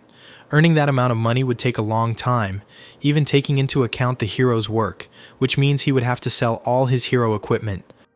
The guy was sure that today the hard times would end and he would officially become a hero. Gaia stood at the entrance to the cave and asked his students if everyone was ready to enter the cave. He said that today they would see if the newcomers were ready to become heroes. Gaia said that there were several rules. First of all newcomers must hand over to him the heroic equipment that they find in the cave. The young heroes unanimously answered that they understood everything. Tsuyoshi heard about this. It seems the heroic alliance is simply turning a blind eye to it. Well, there is most likely nothing valuable in a low-level cave anyway. Gaia continued regarding the test. He suggested that no one should worry, because he, a 9th level warrior, would be going with them, and if they followed his instructions, everything would be fine. As a thank you for his work, the newbies must pay him 20,000 yen each. Gaia looked around at everyone and asked if they understood. Most were unhappy, but they still agreed. Tsuyoshi raised his hand and asked why they should pay the trainer when he would get all the equipment from the cave anyway, and then the trainees would have no money left at all. One of the newbies whispered to Tsuyoshi to keep quiet. Guy was from the Crazy Wolves Guild. The guild was covering for him. The young man understood why Gaia was asking for money so brazenly, but Tsuyoshi would never pay such a person. The coach said with a grin that such were his rules. The hero mentor laughed and said that if there was no money, the young man could take the test alone. In his mind, Guy called this boy an idiot and thought that he didn't care about his provocations. The newcomers were worried. Everyone had heard that no one had ever taken the test alone. Most of the guys thought Tsuyoshi was a fool, arguing with the examiner over some 20,000. But, to the surprise of everyone present, Tsuyoshi calmly threw up his hands and said that in that case he would take the test alone. The guys timidly asked Tsuyoshi if he was serious. Maybe he had mixed something up or misunderstood because it was very dangerous. Tsuyoshi stubbornly lowered his head and said that he understood everything perfectly. The administrator came up and asked to conduct the check again. He whispered to Tsuyoshi that although this was a C-rank cave, it was incredibly dangerous for beginners. The young man thanked him for the advice and said that he had already decided everything and asked permission to go. The administrator wished the newcomer good luck, but thought to himself that he was crazy. With a shaking hand, the man made a note on his tablet. The system confirmed that trainee Tsuyoshi Tsukishiro submitted an application to take the test alone. The type of this cave was forest. The system recommended 5 or more participants with a power of 600 or more. Tsuyoshi entered the cave and looked around with interest. He had only seen caves after clearing out the heroes before, but this is what they looked like before. Then Tsuyoshi heard an enemy appear behind him. It seemed to be a goblin. A goblin dropped silently from the tree behind Tsuyoshi, hoping to attack the lone newcomer. At the time of testing, Tsuyoshi's combat power was already 6,400, and he could also use equipment and skills. The young man's eyes lit up in anticipation of the fight. Turning to the goblin, he said with a grin that surprise attacks did not work on him. The dark goblin that came down from the tree was quite strong, and he growled in surprise when he saw that the young man was not at all afraid of him. Taking up a wooden goblin club, Tsuyoshi met the goblin with a blow. He said that this dark goblin was indeed quite strong, but compared to his current power, this enemy was simply insignificant. For killing one goblin, Tsuyoshi received only 20 experience points. The young man knew that in this world, the experience gained from defeating real enemies was different from the experience in another world. Turning to the other goblins who were hiding in the foliage of the trees, the young man told them not to hide and to attack. Obeying the man's call, the goblins fell from the trees like peas. They were absolutely sure that they were facing a weak enemy. But for Tsuyoshi, this situation turned out to be just perfect. He immediately removed the disguise from his dark goblin set.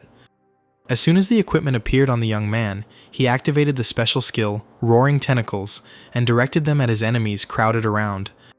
Numerous deadly tentacles shot up over the forest, killing all the goblins that came down from the trees and approached Tsuyoshi. Pieces of goblins flew in all directions, and the young man continued to call upon his enemies to attack him. The administrator waited anxiously for the young man at the entrance to the cave. Almost an hour passed. The man was sure that if the intern had lasted there for so long, everything was going well. The man was surprised. Such a fearless newcomer. No one in their right mind took the test alone. It looks like this guy will soon be written about in the newspapers. The administrator grunted in surprise. The results of the individual test were updated again.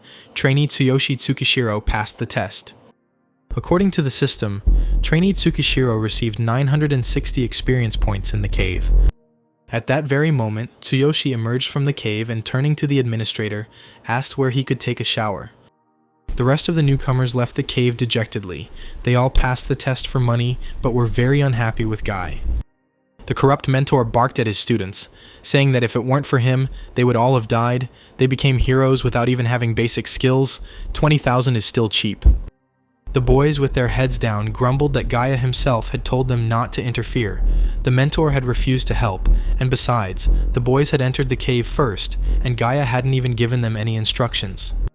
But Gaia said that at that level they should pay him 40,000. He lowered the price so as not to listen to the whining of newbies. But then the coach's phone rang, and he asked the caller to get to the point because Guy was busy. The caller's message shocked the coach. He couldn't believe his ears. He was told that Tsuyoshi had passed the test alone. Gaia was furious. It was simply impossible. Meanwhile, the young man was taking a shower after leaving the cave, and Guy, in a rage, demanded an explanation of how he did it. The coach said that the young man was only at level 4. How could he defeat the goblins alone? The mentor was sure that the young man must have used high-level equipment. None of the newcomers had ever taken this test themselves. Tsuyoshi replied that this did not mean that it was impossible in principle. Apparently the whole point was that otherwise he would have to give up 20,000. Gaia was furious. He grabbed Tsuyoshi by the shirt and shouted that this boy was making fun of him and demanded to answer, because Gaia was a member of the Crazy Wolves Guild. The guy chuckled and said that with a 9th level and a combat strength of 1,200, it seemed that this guild was not that strong. Gaia swung his fist at Tsuyoshi and asked in a rage, "Who does this boy think he is? How dare he insult a hero?" But the threats had no effect on Tsuyoshi. He calmly extended his hand and stopped the fist aimed at him. The guy looked straight and hard into Guy's eyes and asked if he really wanted to beat him to death with his 9-level fists. The bribe-taking mentor was overcome with sweat. Where did this young man get such speed and power? Guy couldn't believe that he was only level 4. Gaia shook with anger. He was literally choking and could not utter a word. None of the newcomers had ever insulted him, much less offered resistance. A blade flashed in the trainer's hands. This boy made him uneasy and even afraid. Tsuyoshi, seeing the weapon in the mentor's hands, looked at him questioningly and exclaimed that he should stop. Where had he seen a mentor attack a trainee with a blade? Guy's eyes flashed with anger. He swung his blade at Tsuyoshi and demanded to know what he was hiding. Tsuyoshi blocked the blow from the dagger that Guy dealt him with his hand. The defensive effect of the Dark Goblin set plus his absolute physical form protected the youth from the attack. Seeing that the dagger had broken, Gaia stuttered and asked how this was possible, since he had struck the newcomer's bare hand. The mentor of young heroes continued to advance on the young man, asking if the boy was apparently hiding some kind of equipment, high-level armor. Tsuyoshi remained silent. He accidentally showed his abilities, although he knew that he shouldn't reveal his secret to people from this world. Now there would most likely be negative consequences. Gaia tried in every way to extract from the boy that he probably had something good. The mentor asked whether he had found it in the cave or stolen it. The young man tried to feign confusion. His head literally spun, and he plaintively answered his mentor that he was so scared. Tsuyoshi, almost in tears, told his mentor that without the dagger he found in the cave, he would never have survived. The trainer of young trainees watched the boy and did not know whether to believe him or not. At this time, the administrator's voice was heard from behind Tsuyoshi, the man apologizing to the young man for the wait. The administrator said that his certificate was ready. Now Tsukishiro-san was officially a hero. The young man thanked him and said that he would be there soon. Turning his back to the coach, the guy thought that the administrator was his savior because Guy wouldn't make a scene in front of the staff. But the mentor looked after the trainee greedily. He was sure that the boy was hiding something and dreamed of taking possession of this equipment. Tsuyoshi silently followed the administrator to get his certificate. He could feel Gaia literally staring at his back. The young man slowly looked around. Thanks to the system, his combat power had become much higher than that of the average level 4 hero, but fighting high-level enemies was still difficult. Evening came, Tsuyoshi went home and decided to think about the situation. It seems like Tsuyoshi has attracted Guy's attention. There are no girls with ears in this world, and his level is still low, so he should be more careful from now on. At this time, 2 dark figures crept silently, like shadows, through the house in which Tsuyoshi lived. Finally, they found the right door. It was the door that led to the young man's apartment. The 2 figures stopped to make sure that this was it. Gaia told his companion that when he broke down the door, he should immobilize the young man with the help of magic. In the corridor stood members of the Crazy Wolves Guild Gaia and a 10th level mage. The newcomer's mentor took out a dagger and with a sparkle in his eyes said that they would soon get the treasure that this boy was hiding. The magician hissed at his companion, warning him to be quieter, otherwise the young man might hear them ahead of time. Guy's companion prepared his staff and said that they would first destroy the chain with magic. The magician brought his staff to the lock and directed the magical flame at it. Soon the lock was broken and the door was open. But suddenly the door swung open and Tsuyoshi appeared on the threshold, armed with a goblin club, and the uninvited guests were at a loss. Tsuyoshi, clenching his teeth, said through gritted teeth, looking at Guy, that he turned out to be a very quick scoundrel, having decided to rob and kill his own student. Swinging his club at the mage, Tsuyoshi shouted that he would destroy him. The youth called upon General Ryota's Heaven Shaker skill. The guy frowned. That scoundrel Gaia brought a 10th level mage with him. The difference in levels was too great. The guy knew that he would not be able to defeat such opponents for sure. Combat power is just one indicator for evaluating a hero's abilities. His is 6,400, but the level is too low. Tsuyoshi could have won if the difference wasn't so big. His opponents can compensate for their low combat power with their level. It's like a low-level warrior fighting a weak, high-level boss. The young man realized that there was no point in rushing into battle, relying only on skills and equipment, because if he failed, he would be finished. They would simply kill him. The magician screamed that the guy was trying to trick him. Fortunately, he had strengthened the protection of his cloak, and now he would kill Tsuyoshi and take everything for himself. The magician pointed his magic staff at the young man and summoned a wave of fire, the raging flames engulfing the young man.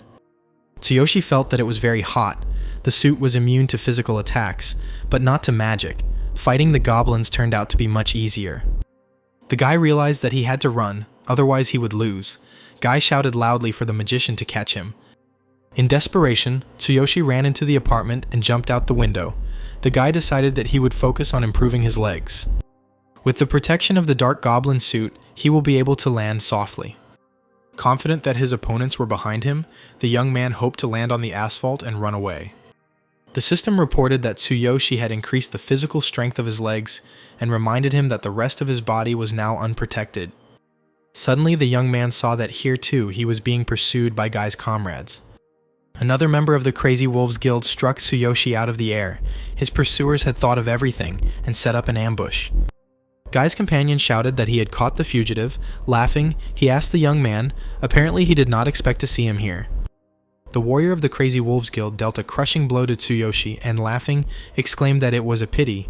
This young hero would surely die. It was good that the young man had increased his entire body's physical strength during the fall, but he was hit by a knee because he had previously removed his defense, but with the help of the Dark Goblin set, he could reduce the damage. The surprised magician asked Tsuyoshi if he was still alive and how he managed to survive such a fall. The mage was curious about what skill the young man used when he attacked him. How could a newbie do such a thing? Enraged by the hero's vile behavior, Tsuyoshi thought in anger that he was ready to kill them and activated his Dark Goblin set equipment. The young man activated the special skill Roaring Tentacles to destroy his pursuers, who clearly wanted to kill him in order to rob him. The heroes did not expect such a turn of events, and the 3 figures began to shake. None of them wanted to die. But the mage quickly got his bearings and placed restrictions on Tsuyoshi's actions.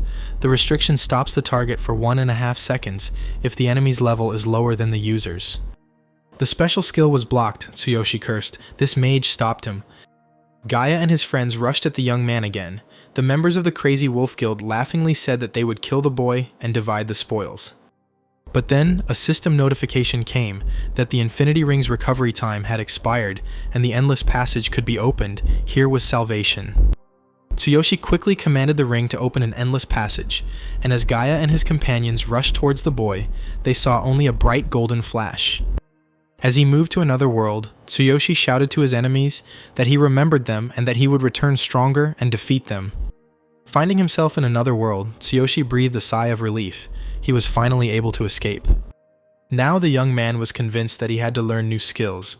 He had become too carried away with equipment, and without skills he would not survive, but everything was in his hands.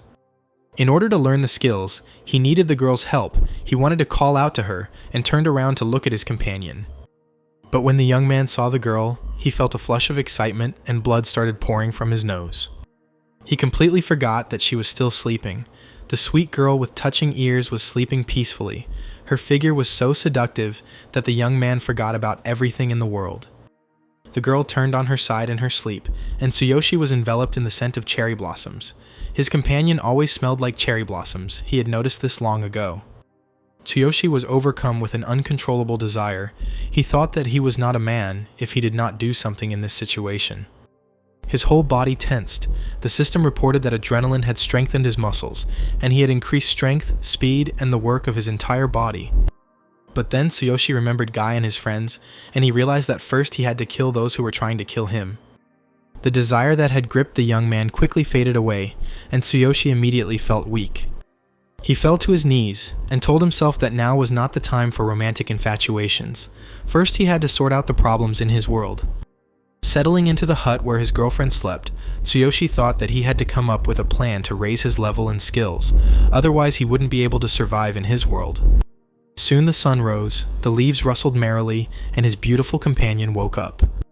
Stretching sweetly, the girl said that for the first time in a long time, she finally got enough sleep. Although Tsuyoshi was unable to sleep, he told his companion that he had also slept well, and asked the girl if she could make him another suit. The young man shared his plans with her, and the girl said that in order to learn new skills, a master needs to obtain a skill scroll, and to do this, he must enroll in the Martial Arts Academy. The girl escorted her master to the Academy of Martial Arts of the Beastman tribe. The master of this academy came out to meet the travelers. He asked if this was the person who had attracted the attention of the Beast King, but to enter, one had to reach level 6 and then pass the test, and with level 4, it was still too early to enter. The young man was confused. What kind of bad luck was this? Why so early? The new t-shirt that the girl had sewn for him had a heart on it. Tsuyoshi's companion apologized. She had been training in the caves for so long that she didn't know about such rules. The young man replied that everything was fine. He needed to level up anyway, and would come back later. The delighted girl said that in this case, the master could increase his level in one cave. The head of the academy angrily exclaimed that he was a worthless person. The beastmen would not recognize him. If it were not for the king, they would tear him to shreds. He would not pass the exam even if he reached the 6th level, and he was also running around with that mongrel, a pathetic couple. The girl sadly lowered her head and said that it was her fault. The master had been so kind to her that she had forgotten her place, and her presence was causing him more trouble than good. The girl decided that she didn't want to disturb the master, which meant she needed to explain everything to him and say goodbye. Hearing the insult directed at his companion, Tsuyoshi turned sharply and headed back to the head of the Beastman Martial Arts Academy. The frightened girl tried to stop the master, but anger burned in Tsuyoshi. The veins on his body bulged, his fists clenched. The guy grabbed the head of the academy by the chest, and calling him names, asked what he said. Did he really want Tsuyoshi to rip out his tongue? Burning with anger, the boy demanded that the Beastman immediately apologize to the girl. But the head of the academy laughed and asked where he was wrong. This girl is a cross between a man and a beast. She is half-beast. She doesn't even have a name. She is a disgrace to them all. The system explained that a half-beast is a half-blooded beastman, whose existence is despised by beastmen regardless of their level and status. They are not allowed to bear names. They are driven out of settlements. Tsuyoshi realized that meant she was a half-breed. That's why he didn't see her name that time. She didn't have one at all. And then Tsuyoshi saw that beastmen armed with bows appeared on the mountains. The head of the academy told the man not to be arrogant. If he behaved disrespectfully with the people, the head of the academy promised to destroy him. Laughing, the beastman said that he would apologize to the mongrel if the man passed the exam, but he was sure that a mere man was not capable of doing so. Tsuyoshi was still holding the head of the martial arts academy by the lapels and silently listened to everything he said when a girl approached them. Turning to Tsuyoshi, she said that the master should not go through with this because of her. The boy let go of the huge beastman who ran the academy, turned around, and said that this girl's name was now Sakura. Looking at the beastman, Tsuyoshi repeated that her name was Sakura and demanded that he remember it. The girl blushed with embarrassment. She quietly repeated her name and asked the master if he really gave her such a name. As he walked away, the young man repeated to the head of the academy once again that he would remember his words. If he passed the exam, he would definitely apologize to Sakura for his words. After hugging his companion a little, Tsuyoshi told Sakura that it was time for them to go. The girl looked at her master in surprise, not believing that he had finally given her a name. Tsuyoshi and Sakura headed to the cave the girl had spoken of, where the young man would train and raise his level. Now the guy had to hunt a fox beastman. This species is quite rare. Tsuyoshi was ready for a fight and said that they would deal with him. The girl, having apologized to the master, asked him to explain why he gave her this particular name. Tsuyoshi turned around and, looking at his companion in bewilderment, asked if she didn't like that name. The beast girl waved her hands and objected, saying of course, she liked the name very much. Looking down, Sakura asked that she was simply curious as to why the master had chosen him. The young man was a little embarrassed and said that he was embarrassed to talk about it, but she always smelled like cherry blossoms, and he thought that this name suited her very well. The guy blushed and apologized, but the beast girl suddenly rushed to Tsuyoshi and, hugging him tightly, whispered thank you. Tears of joy ran from Sakura's eyes. Her eyes sparkled. She whispered in the master's ear that she really liked this name. Soft pink flowers appeared before the girl's eyes, and she kept repeating that her name was Sakura. The guy sheepishly tugged at his hair and stuttered, telling her to calm down. It was nothing. After some time, Tsuyoshi and Sakura found themselves near the cave that the girl had spoken of. The young man turned to his companion and asked if they could begin. The beast girl asked Tsuyoshi if her silver dagger suited him. Tsuyoshi picked up Sakura's weapon, and she said that it wasn't as good, but it was much stronger than the goblin's club. The young man smiled and replied that any weapon seemed so light compared to the hammer. Soon, in the depths of the cave, the red eyes of enemies lit up, the very same fox beastmen that Tsuyoshi and Sakura decided to hunt. The system reported that 3 level 5 fox beastmen with a combat power of 720 were approaching. Turning around, Tsuyoshi told Sakura that they were doing everything like last time. He wanted to gain experience, so he asked her not to interfere. The beast girl smiled. The master called her by name. As if in response, the system warned that if the difference in levels between the strong and weak participants was more than 5 levels, then no experience or items would be received as a result of the battle. Tsuyoshi shouted forward. He wanted to try out his new dagger as soon as possible. Sakura shouted after her master that this kind of beastman was cunning, so she advised against making any sudden movements. Rushing into battle, the young man noticed that these enemies were indeed very fast. Before the guy could even swing his dagger, one of his opponents was already hovering over him, raising his weapon. Tsuyoshi instantly activated his physical strength. The system noted that when it was concentrated in certain parts of the body, their endurance increased. Thanks to such protection, the enemy's weapons shattered into pieces when they met the young man's hand, and the surprised fox beastman stared with wide eyes at this unusual enemy. And Tsuyoshi, covering himself from them with his left hand, sternly said that with such a level of combat power, they would not be able to touch him. The beast girl, who was watching the battle, thought that the master's defense was incredible. As expected of a hero who raised a divine hammer, low-level enemies were no match for him. But despite the rebuff they received, the fox beastmen were in no hurry to retreat. They rushed into the attack again. Tsuyoshi realized that against such enemies, speed was more important than strength. In this world, leveling up happens quickly, so the young man does not need to fight for resources to gain experience points. Tsuyoshi remembered his opponents left in his world. Those 3 had little combat power, but they were at the 12th level. The guy knew that no matter how strong he was, With such a difference in levels, it was impossible to defeat them.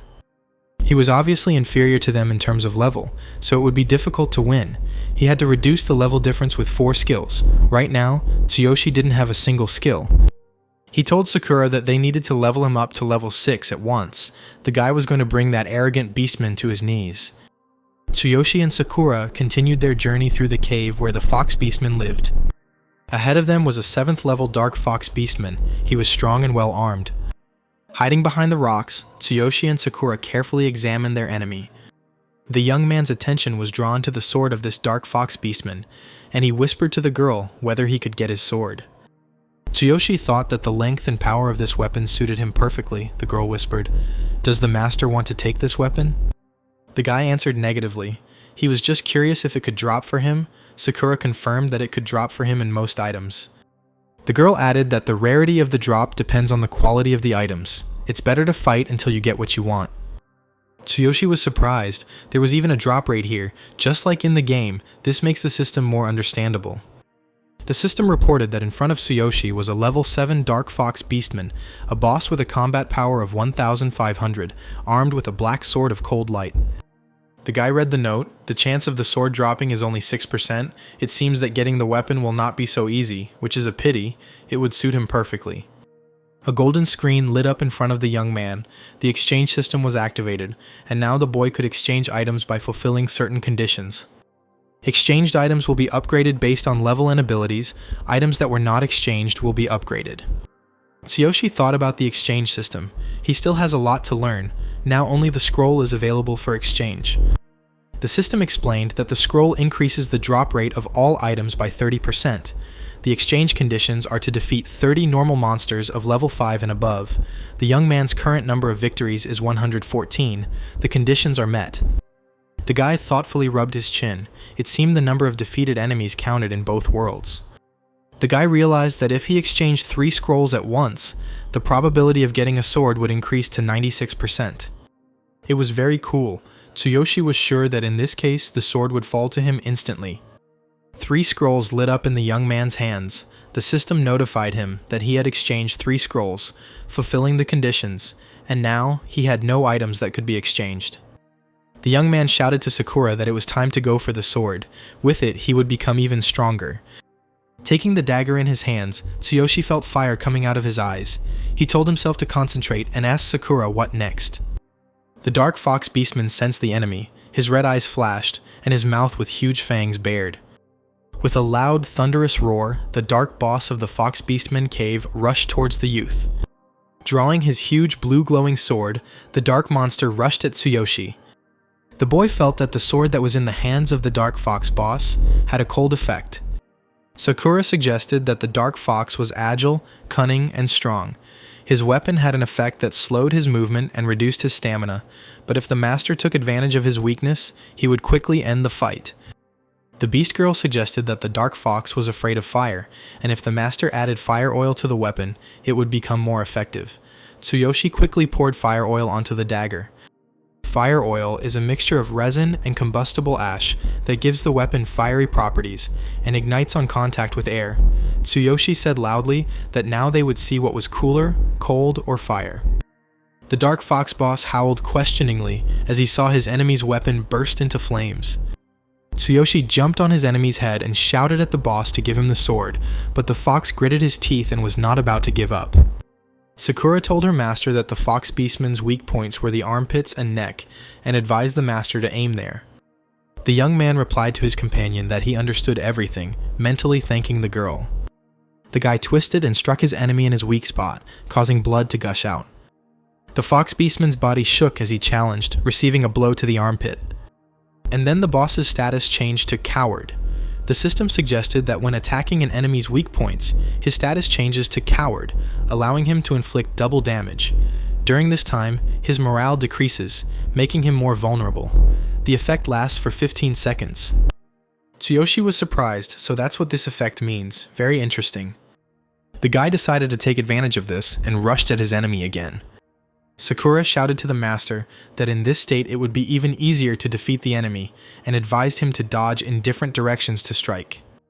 The young man once again thanked his experienced companion and mentor and rushed into battle. The fox beastman tried to strike his nimble enemy, but the warned Tsuyoshi dodged in different directions. The guy only now realized that without Sakura's advice, he would have died very quickly in this battle. Soon the young man saw that his enemy was exhausted, which meant it was time for him to begin implementing his plan. Tsuyoshi rushed forward, asking if it was all over, and now it was his turn. Sakura shouted at him to aim for the neck now. To achieve maximum results, the young man concentrated his physical strength in his hands, which provided him with 200% efficiency. A successful attack reduced the dark boss's stamina to a minimum, and victory was very close. The system informed the guy that he had hit a weak spot and dealt triple damage. The enemy was severely exhausted, and the duration was 15 seconds. The Beast Girl was delighted. She thought it was incredible, but it was still too early to relax, and even though the master's level was low, he made this battle exciting. Tsuyoshi exclaimed that it would soon be over and jumped over his enemy. To finish off the dark boss, the young man summoned the Sky Shaker skill and thrust the burning sword into the fox's head. A delighted Sakura exclaimed that it was excellent. Her master was simply a natural-born warrior. Turning to his pretty companion, Tsuyoshi thought that he had enjoyed the fight too. And then the guy realized that he had almost forgotten to use the scrolls before the fall. The system reminded the guy that he had used 3 scrolls. The item drop rate increased to 96%, and the duration was 1 minute. Tsuyoshi sighed with relief. He managed to use the scrolls, they flashed in his hands, and disappeared. The system reported that he had earned 3,000 experience points, defeated the 7th level dark boss, and received a black sword of cold light. The guy was delighted. Sakura said that he was lucky. It was rare for a weapon to drop on the first try. Taking the sword in his hands, the boy thought that even with absolute physical strength, he remained susceptible to attacks. If he found a suitable weapon, he would be able to inflict more powerful blows. Tsuyoshi had never seen such a powerful weapon before. Perhaps he could defeat those 3 with this sword. There was very little time left. By dawn he would reach the 6th level together with Sakura. Placing the sword he had just received on his shoulder, Tsuyoshi asked Sakura where else he could level up, as he wanted to reach level 6 as soon as possible. The girl advised simply using a scroll of reset. The Fox Beastman Cave is considered a low-level zone, so monsters appear there faster. Sakura told the master that she had several of these scrolls, which should be enough to reach level 6, but maybe she should take a break first. She had some healing potions. Tsuyoshi was surprised at what she didn't have. The companions came outside again. The girl pulled out a scroll and said that this should work. The system reported that they used the scroll of zeroing. The cave was zeroed. The young man, armed with a sword of cold light, exclaimed that this was excellent. He could not wait any longer, and he returned the silver dagger to his companion. The young man believed that the new sword was truly incredible. It could even slow down enemies. Sakura replied that in the future, the master would be able to find an even more attractive weapon. Having dealt with another monster, Tsuyoshi remembered that he had the King's Hammer in his divine inventory of consciousness. If he increased the time he wielded it, he would become invincible. During the second boss fight in the cave, Tsuyoshi made the giant dark fox tremble before him. The boy shouted to his enemy, asking what was wrong with him. Since he had already defeated his kinsman and reached the 5th level, now Tsuyoshi's combat power was 7,600. Sakura and Tsuyoshi used the scrolls of reset again and again, and each time the young man shouted more and more cheerfully to the next boss that he had returned and that he missed them. Having used the scroll of zeroing again, the young man, seeing the dark boss, exclaimed that he was here. Tears gushed from the fox's eyes. The Beast Girl noticed that the master was very cruel, the last time the defeated boss himself presented his weapon to the young man. The guy was so carried away by the fight that it amused him. Looking at his score, he happily exclaimed that he was almost finished. Having defeated the cave boss once again, Tsuyoshi saw a system notification about his level increasing. Now his level was 6, combat power 8,800. He said that he had restored his stamina several times during the night, and had probably already collected a full set of Fox Beastman. Finally reaching level 6, the young man's eyes were shining. He was confident that now he could avenge Sakura, and shouted for the Beastman to wait for him. At the Martial Arts Academy, they were discussing Tsuyoshi's statements, and the Academy Master asked if he really said that he would take revenge after reaching the 6th level. What a fool. One of the beastmen was talking about how a person could level up in their land. He seemed a bit arrogant. Another replied that even if he reached level 6, only the strongest could enter the academy. But then one of the academy masters heard a familiar voice. Tsuyoshi called out to him. He returned to the academy again and said with a grin, "What a shame. He had already reached level 6. The master couldn't believe it. It couldn't be true, how a person had increased his level in just one day.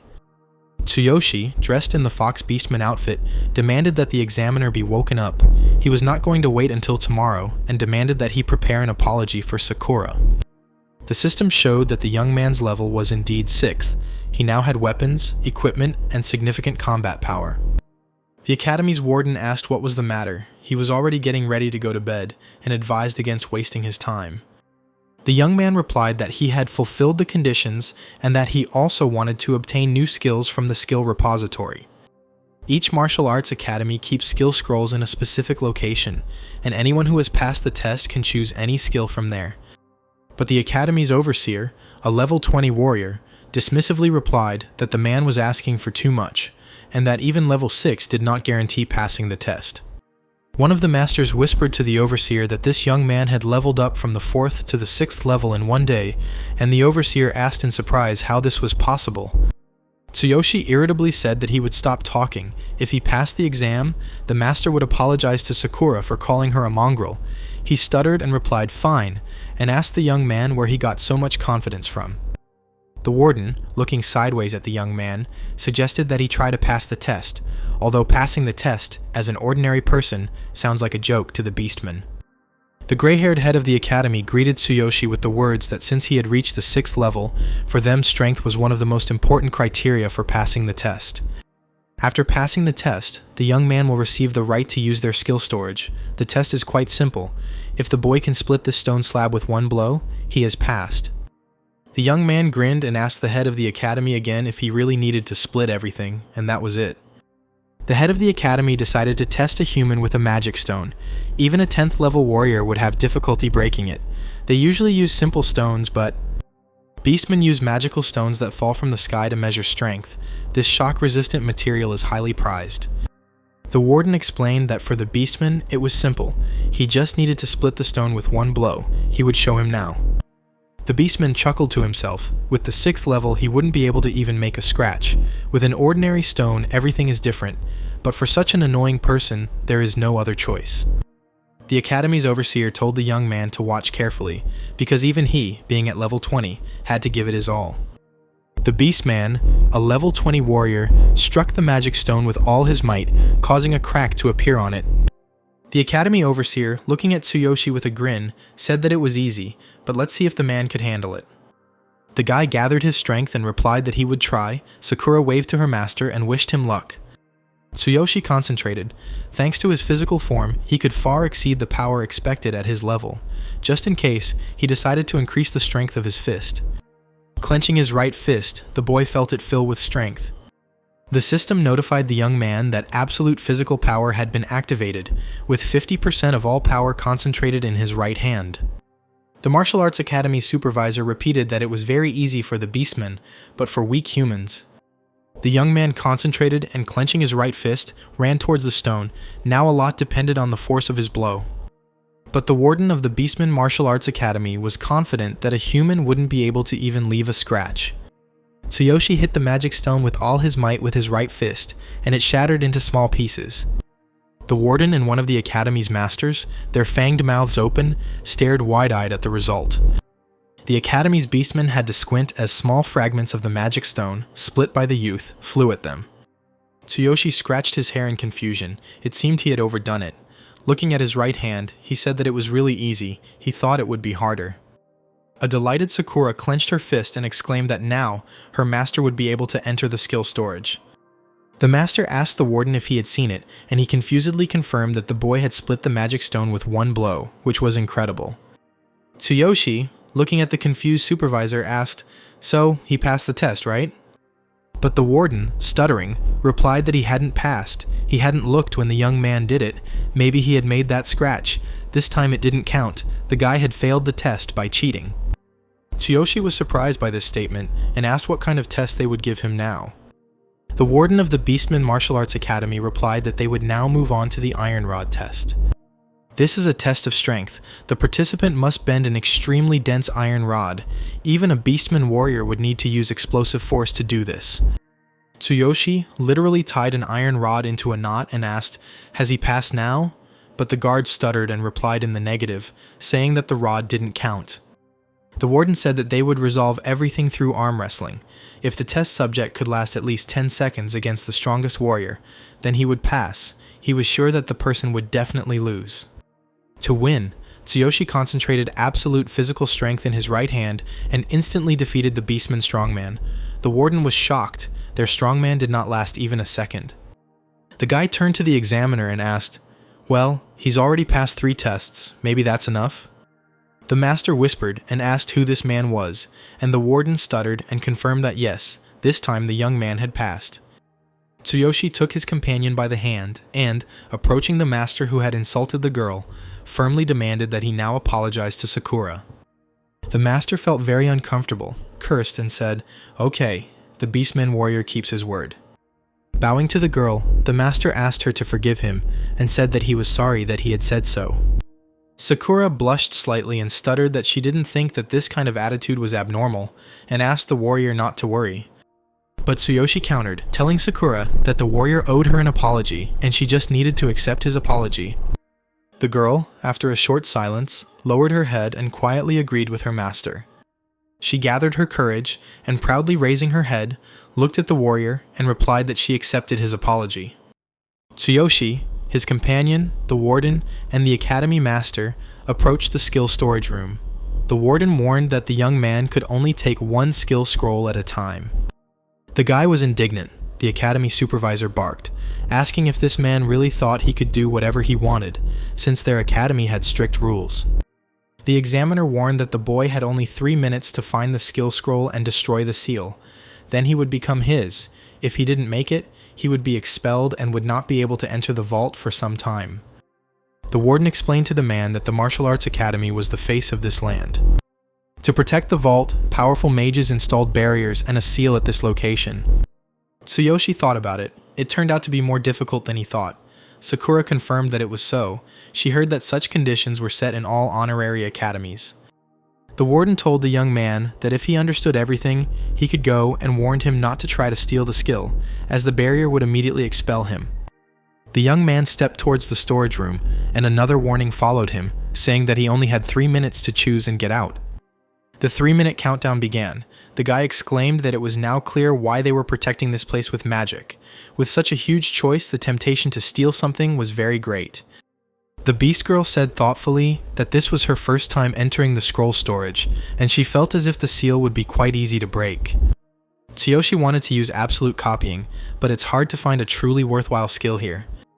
Besides, Tsuyoshi wasn't sure that Sakura would understand him correctly if he used absolute copy in the skill storage. Taking the scroll in his hands, Tsuyoshi said, "Let's get started. He just needs to use his power. He needs to choose a skill to deal with those 3. Tsuyoshi activated his absolute physical power, directing it into his hands, and the scroll sparkled. The guy exclaimed that he succeeded. The skill information was revealed. It was a shield strike. It deals a strong blow with the shield to the target, causing dizziness, suitable for warriors. The guy was confused, but he didn't even have a shield. Sakura turned to the master and said that she didn't need skill and asked permission to show him something. Sakura showed the assault step scroll, which moves the user 5 steps to a chosen location to evade enemy attacks, but Tsuyoshi shook his head. It wasn't for him. The battle cry scroll allows you to unleash a roar that inspires nearby allies, boosting attack and defense, suitable for warriors. The girl said that the war cry technique was quite popular among warriors, but Tsuyoshi shook his head and said, "No thanks." There were only 2 minutes left. Tsuyoshi was going through his skills. Sakura asked the master about the counterattack skill. Tsuyoshi thought about a counterattack. It might be useful and said that he would keep it in mind. The guy came across a mad dash, charm, awakening, but Sakura said that she thought none of them were suitable for the master. There was only 1 minute left, and Tsuyoshi hadn't chosen yet, but the skill could only be seen by breaking the seal. The young man thought that it seemed he would have to use brute force. The guy asked his companion if she had any energy potions left, as he might need them, and asked her to hide behind something hard. The girl looked questioningly at her master, but without further questioning, she did as he ordered. Seeing Sakura hide, Tsuyoshi said, "Okay," and concentrated all his power into his right hand. The academy's warden heard something happening in the vault and looked at the door in bewilderment. Suddenly, he and the master saw flashes of energy escaping from the tower, and they stuttered and asked each other what was going on there. The young man decided that he would destroy all the seals at once to quickly see the skills. Sakura peeked out from her hiding place cautiously to see what the boy was doing. Her eyes wide, she thought that even she was stunned by the master's power. The system warned that using the hammer would consume a huge amount of energy and would only last for 1 second. Tsuyoshi had already accepted this condition and replied that 1 second would be enough for him to achieve his goal. Bright blue lightning flashed around the scroll storage. It was the explosive energy of the Divine King's hammer. The warden of the martial arts academy opened his mouth in surprise. He couldn't believe that this was the strength of an ordinary person. Tsuyoshi summoned the divine hammer, and in that instant, the hammer of the Divine King appeared in his hands. Sakura, looking out from her hiding place, thought that this was simply unbelievable. She would not have believed it unless she saw it with her own eyes. The system notified the youth that the power of the Divine King's hammer had been activated, and striking the floor of the vault with the hammer, Tsuyoshi exclaimed that he would destroy all the seals at once. The hammer's impact on the floor in the tower caused a flash of enormous power to erupt, and the academy's warden covered his face with his hands in fear and gasped. Hammer struck. Sparks flew throughout the entire room. Everything was covered in smoke, and incredible energy rushed through the skill storage. The entire storage of scrolls was filled with bluish lightning. They scattered across all the shelves where the scrolls were kept. Lightning struck the skill scrolls, and at the same moment the magical seals on them were destroyed. Now they were available to Tsuyoshi. The entire vault sparkled, scroll after scroll revealing their secrets. The girl came out of hiding and stared at the hammer's magic with wide eyes. She whispered that the seals on all the scrolls were instantly destroyed. The system informed the young man that the power of the Divine King's hammer had been deactivated. Tsuyoshi whispered that he had done it, but there were only 50 seconds left to choose a scroll. From all over the storage, golden threads of information about the skills hidden in the scrolls stretched out. The young man opened his eyes wide and whispered that he saw information about the scrolls. Sakura was very worried about her master, because there was so much information that she, a warrior of the 72nd level, could barely stand on her feet. The girl was afraid that the master's brain would not be able to cope with such a volume of information at once. She rushed to Tsuyoshi and asked the master to stop. The guy grabbed his head, it was boiling, he saw all the information, and then he asked the system to give him the strongest skill that suits him best. Time was ticking inexorably. With only 40 seconds left, Tsuyoshi looked through skill after skill and repeated that this wasn't it, this wasn't enough, and again he asked to be given the strongest one. And suddenly the young man noticed that one of the scrolls was sparkling with bluish lightning. Intuition told the guy that this was what he needed. This blue scroll was sharply different from all the others, which glowed with a golden light. Time was ticking. They only had 30 seconds left. Sakura filled the master that they were running out of time. Tsuyoshi thought that the blue scroll was definitely what he needed and asked Sakura to bring him the third scroll from the top shelf. After using the hammer, the boy was almost exhausted and sat on the floor of the storage room. Sakura immediately ran for the scroll. Jumping up, the girl repeated that she needed the top shelf, the third scroll. Time was running out, and they had only 20 seconds left to choose a skill and get out safely. Taking the scroll indicated by the master, the girl looked at it in surprise. The scroll in her hands was split. This was probably some kind of mistake. Scrolls that are broken for any reason usually have incomplete power, and to obtain this skill, the remaining fragments must be collected. Returning to the master, Sakura asked if he was sure that this was what he needed, as he pointed to the broken scroll. Looking at Tsuyoshi, the girl said that they didn't have much time. It was time to get out of here, and indeed, they only had 10 seconds left. Realizing that Sakura wanted to carry him out, Tsuyoshi replied that it was still early and he would get out himself. Taking the girl in his arms, he concentrated half of his absolute physical strength in his legs. The warden was closely watching what was happening inside. Now everything was quiet. There were only 5 seconds left until the end of the 3 minutes. The warden was sure that the man had not been able to find the scroll he needed. Time was running out. There were only 3 seconds left. The examiner folded his arms across his chest and looked at the doors, sweating. There were 2 seconds left. The doors of the entrance to the skill scroll storage glowed with blue light. Someone was approaching. With only 1 second left, the doors swung open and a huge vortex of energy burst out from the skill vault. Tsuyoshi emerged from the skill storage carrying his companion in his arms. The boy exclaimed that he had chosen everything. Sakura took her master's hand with concern. Going to the scroll storage and using the divine hammer had taken a lot of his strength. The warden, seeing the blue shining scroll in the young man's hands, asked in surprise why he had brought a broken scroll. This scroll contained a powerful magical skill, Thunder Chain, which causes a strong electrical discharge that deals damage. This skill was suitable for warriors and magicians. Using a magic staff or weapon, the target is first attacked by a powerful lightning bolt and then by lightning from the sky, requiring exceptional abilities from the user. If the remaining fragments are collected, the skill can be improved. For the last 1,000 years, no one has attempted to take the broken scroll. The skill is divided into 6 pieces, 3 of which are located nearby, but collecting the remaining parts without hints is almost impossible. Moreover, the beastmen who tried to master this skill in the past died from lightning strikes, their bodies exploding, probably because they were unable to control this power. Tsuyoshi was upset. They wanted to master this skill. They collected the remaining pieces for this ending, which means no one has mastered this skill yet. The Academy Elder, who was gray-haired, said that there was once, 1,000 years ago, the strongest king of the beastmen, known as the Divine King. He also managed to lift the king's sacred hammer, leaving behind only this divine skill. The elder added with a sigh that after him, not a single beastman had been able to master this most powerful skill. The young man asked, so this skill was related to the divine hammer of the king, then what was he doing among such trash? The elder roared, asking the young man if he was mocking them. Having calmed down a little, the elder said that no matter how strong a skill was, if no one could master it, it became useless, even though this skill was left by the divine king. Clutching the scroll he received, Tsuyoshi suddenly exclaimed that it would suit him perfectly, and told Sakura that it was time for them to go. Elder said after the young man that this was only the beginning. Whether he could find the remaining fragments and master this skill would depend only on him. Suddenly, the old head of the academy turned to Sakura. The old man called out to the girl. He asked the half-beastman who had been punished how she could do this to her people. The academy elder asked, since this person probably doesn't know who she really is yet, is she also going to sacrifice him? Sakura narrowed her beautiful eyes, and after a short pause, replied that it was none of the elder's business. The gray-haired warrior and chief master of the academy chuckled. The girl clenched her fists and walked on, a shadow falling across her face. The old beastman martial artist said to the girl's back that they would see how far she would go. A little later, Tsuyoshi and Sakura stopped to rest.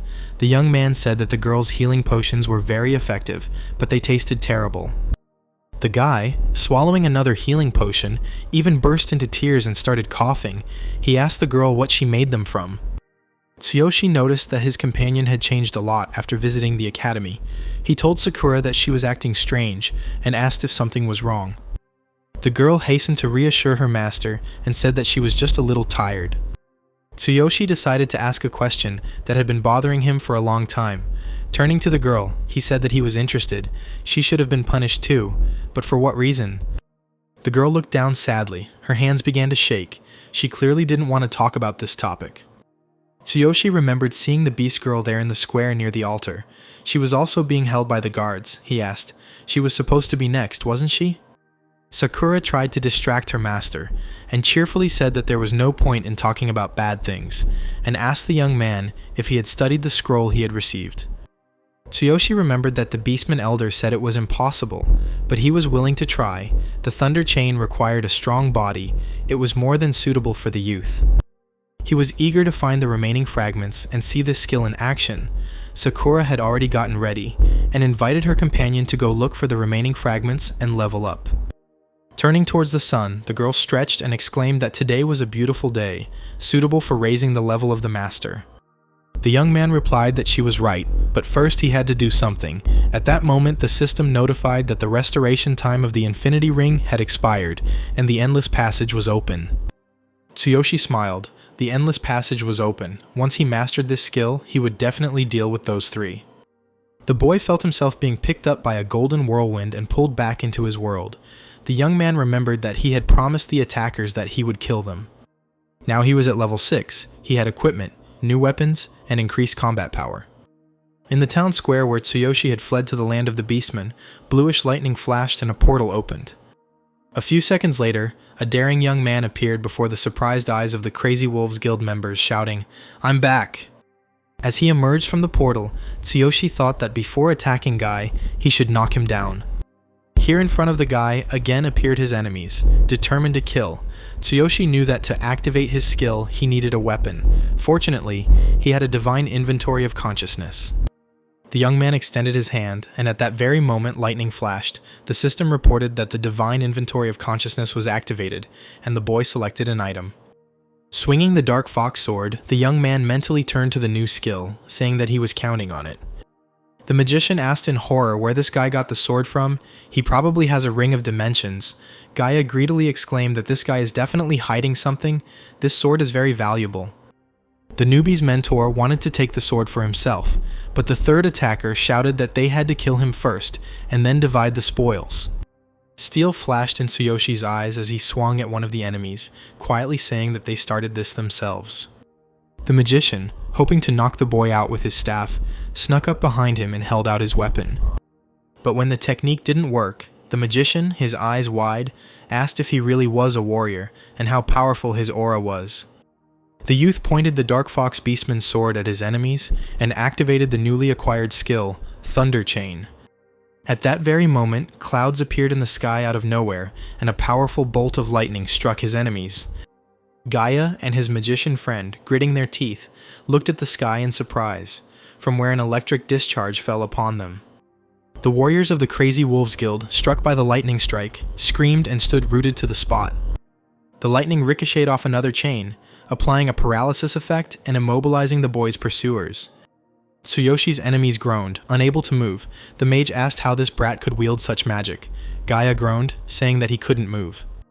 The boy approached one of his enemies, a warrior who had hit him in the air, who looked at the boy with fear. The mage, clenching his teeth, tried to move. Cursing, he said they had underestimated him. This young man had changed greatly, but how was that possible? They would have to retreat. Guy's terrified comrade, who a second ago had called for Tsuyoshi to be killed quickly, stuttered as he asked the young man to stop and said that they were surrendering. In response, Tsuyoshi swung his sword of cold light, slitting the enemy's throat. The young man's eyes flashed with anger. He asked the arrogant and aggressive members of the guild if they really thought he would forgive them so easily. It was just ridiculous. Gaia, seeing the death of one of his comrades, exclaimed that they were actually from the Crazy Wolves. The bribe-taking mentor stuttered as he begged the young man to let them go, and Tsuyoshi swung his sword again and told Gaia to die silently. The magician was surprised to think that this young man was so cruel. He understood that if he let them go, they would kill him later. The sorcerer strained all his strength and took out some object from his bosom. Tsuyoshi turned to the magician and said that he was next. Guy's friend asked the guy with a grin if he really thought he would let himself be killed so easily. The mage gathered his last strength to overcome the paralysis and threw an explosive fruit at Tsuyoshi. These artifacts, despite their small size, stick to the target and explode with tremendous force. The young man reacted instantly, holding a sword of cold light in front of him. The magician thrust his fist forward and shouted, "Explode!" He activated his artifact and, laughing, wished death on Tsuyoshi. Following the mage's magical activation, a powerful explosion followed. The entire city square was engulfed in smoke and flames, and debris from whatever had been at the epicenter of the explosion scattered across the surrounding area. Leaning on his staff, the mage said that he had bought these fruits for an exorbitant sum.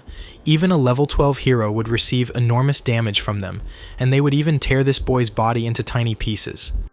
Seeing the cold radiant sword that had recently been in Tsuyoshi's hands fly off from the explosion, the magician laughed and told the young man that he was too inexperienced. But when the smoke cleared, the magician saw with horror Tsuyoshi among the flames. He was still alive and had only coughed. The magician couldn't believe his eyes. He exclaimed that this simply couldn't be happening. A novice couldn't possess such power. The young man replied that if he hadn't been in better shape, he would have died immediately. The dark goblin suit and absolute physical strength were instantly activated and saved the guy from death. The young man's eyes were blazing with rage, and in the blink of an eye, his entire body was covered in a dark goblin costume. Now it was Tsuyoshi's turn to deliver the finishing blow. He activated the special skill of this equipment. Bright tongues of flame of anger burst from the guy's eyes. He firmly decided that this time he would finish off his enemies. Tsuyoshi rushed around the square at breakneck speed, not giving the surviving mage a chance to come to his senses. He looked like an angel of death. Using sheer physical strength and the dark goblin costume, the young man transformed the square into a continuous whirlpool of stones and energy. Soon all his enemies were swimming in a pool of their own blood. The young man, looking at them, asked as if they were alive, did they really think that he would let them go so easily?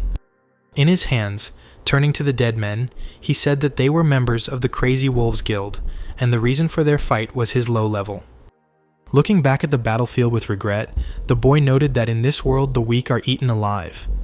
Suddenly, among the stone debris, Tsuyoshi noticed the magician's pouch. The young man looked at it questioningly. Bending down, Tsuyoshi opened the bag and looked at what was inside. A ring fell out of a small bag that served as storage for the magician, and the young man asked in surprise if this was really a ring of dimensions. This ring is forged from a special material. It assigns the user a storage space. The choice of location depends on the ring's level, material, and its rarity. The guy smiled. It was indeed a ring of dimensions. What a catch. A simple hero cannot find a ring of dimensions. It is practically impossible to obtain, and the price is too high. Having put the ring on his finger, the young man decided to try it out. The young man whispered, "It can't be. The ring was activated only now. It turns out it's completely new." The system reported that the boy had activated the dimension ring and it had synchronized with his mana. Tsuyoshi smiled, turned to the dead magician, and said that nothing could be done about it, thanking the slain enemy for the item. As he left the devastated square, Tsuyoshi saw that the hero's security service was already there. It was good that he had managed to escape. A crowd had already gathered around the scene of the massacre, mingling with onlookers. The guy thought that he had managed to cover up the traces and take everything of value, so they would not be able to prove his involvement. Tsuyoshi walked slowly towards his house. He was safe now. Guy's phone was pretty good, and he linked his information code to it, so now it was his. Suddenly the phone rang. The young man got scared. Who could be calling him at such a time? But the guy decided to pick up the phone and, pressing the button, asked who was calling, and in response he heard a female voice. It was his teacher calling. The boy realized that it was his class teacher Lily. He needed to notify her about his departure. The young man asked what happened.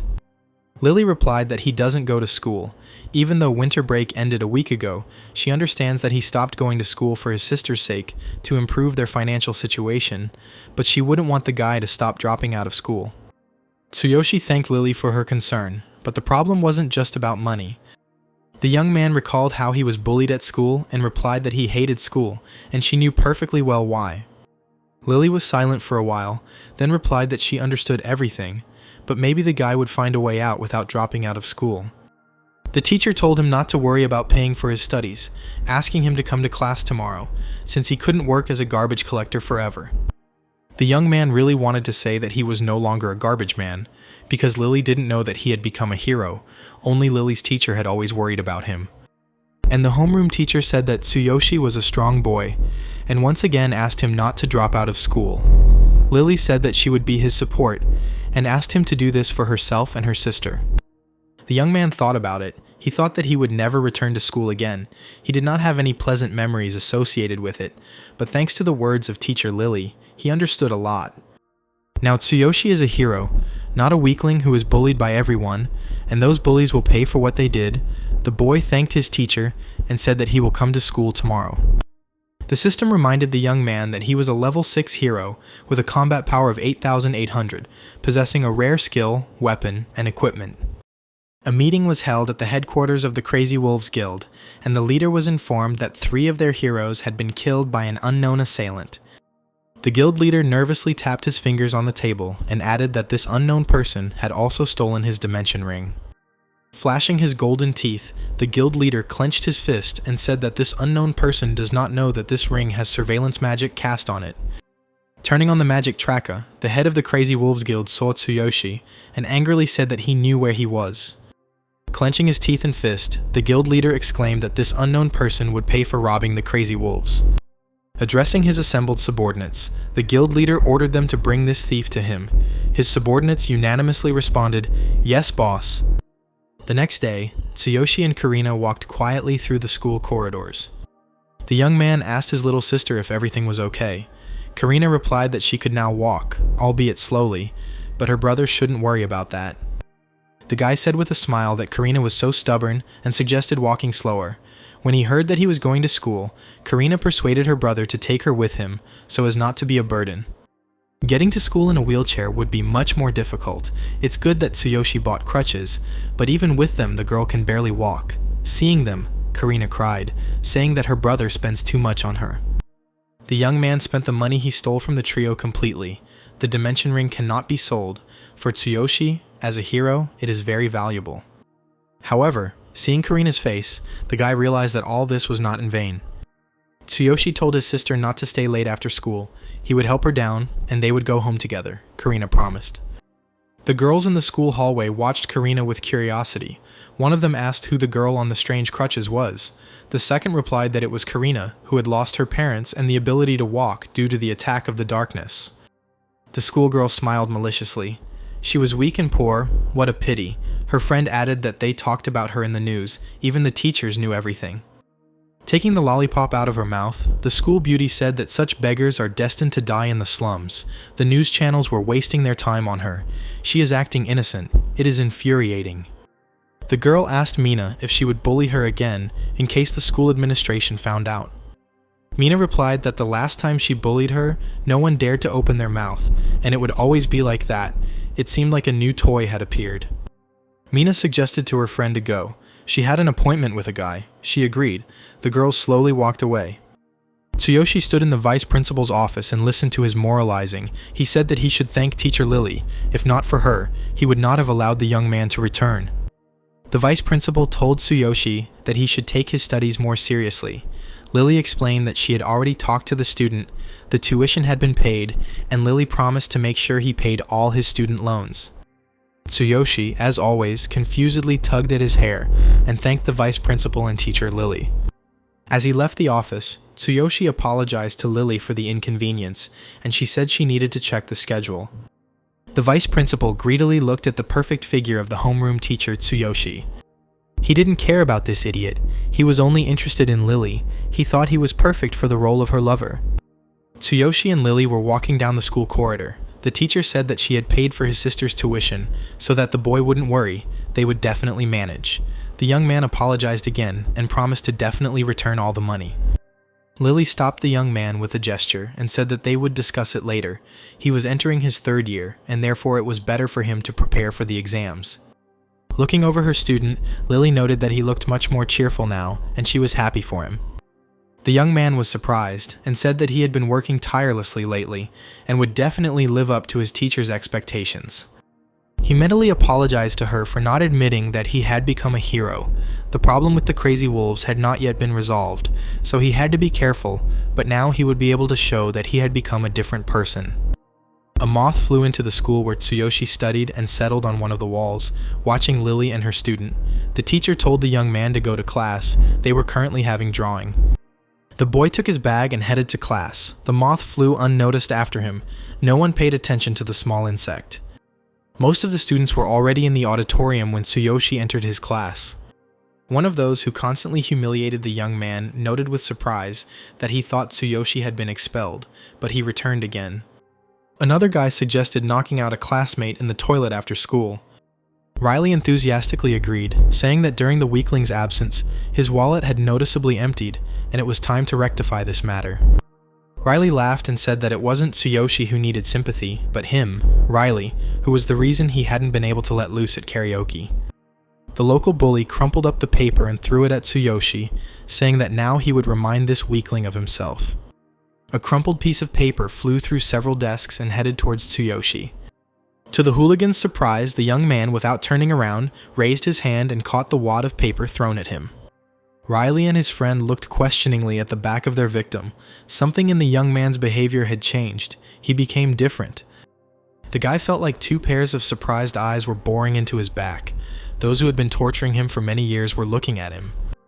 Turning his head slightly, Tsuyoshi calmly told Riley that they should talk in the restroom after school. The bully couldn't believe his ears. Did Tsuyoshi really call him to talk? Riley slammed his fist on the table, saying that this weakling was getting cocky, but no matter, he would explain everything to him soon. The bell rang, signaling the end of the lesson, and the old enemies went to talk. One of Riley's friends stood near the toilet door and did not let anyone in, saying that Riley was in the toilet now and they should go somewhere else. Riley, chuckling, told Tsuyoshi that he heard that after dropping out of school, he became a garbage collector. The young man, clenching his fists, remained silent. The bully declared that it was time to pay the bills. His friend laughed, extended his hand and told Tsuyoshi to move the money differently. But, to the hooligan's surprise, the young man was not afraid. He looked straight and boldly at them and calmly asked, "Otherwise what?" The hooligans froze in surprise. They couldn't even immediately find what to answer. Their classmate had really changed a lot during his absence. Riley clenched his fist and growled at Tsuyoshi to stop or he would beat him up. The hooligans rolled up their sleeves and smiled, saying that they were just waiting for the signal to beat up the weakling. But Tsuyoshi silently grabbed the fists of his once stronger classmates, raised above him with both hands, and looked coldly into their eyes. The young man was surprised at himself. Incredible strength. He became strong so quickly, and he was no longer afraid at all. Before, Tsuyoshi didn't have the courage to defend himself, but now he's completely different. He's a 6th level warrior now. Using the divine eye, he looked at his enemies. It turned out that they did not pose any threat. They had neither class nor combat power. One of the hooligans pleaded with Tsuyoshi to let him go, and the young man released the attacker's hands and responded by kicking them several times. The stunned bandits tried to resist, but it was useless. In a matter of seconds, the young man scattered those who were considered the terror of their class, and with whom no one dared to argue. Riley's face fell, and a bead of sweat ran down his cheek. His brows furrowed, and he watched in confusion as the weakling beat up his friends. Soon the two hooligans were lying at Riley's feet, and he, looking at Tsuyoshi, did not understand what was happening. Riley remembered very well how they had bullied his classmate for a long time, stripped him naked, rolled him on the ground, pulled him by the hair, and he had never fought back. But why is this weakling Tsuyoshi now a completely different person?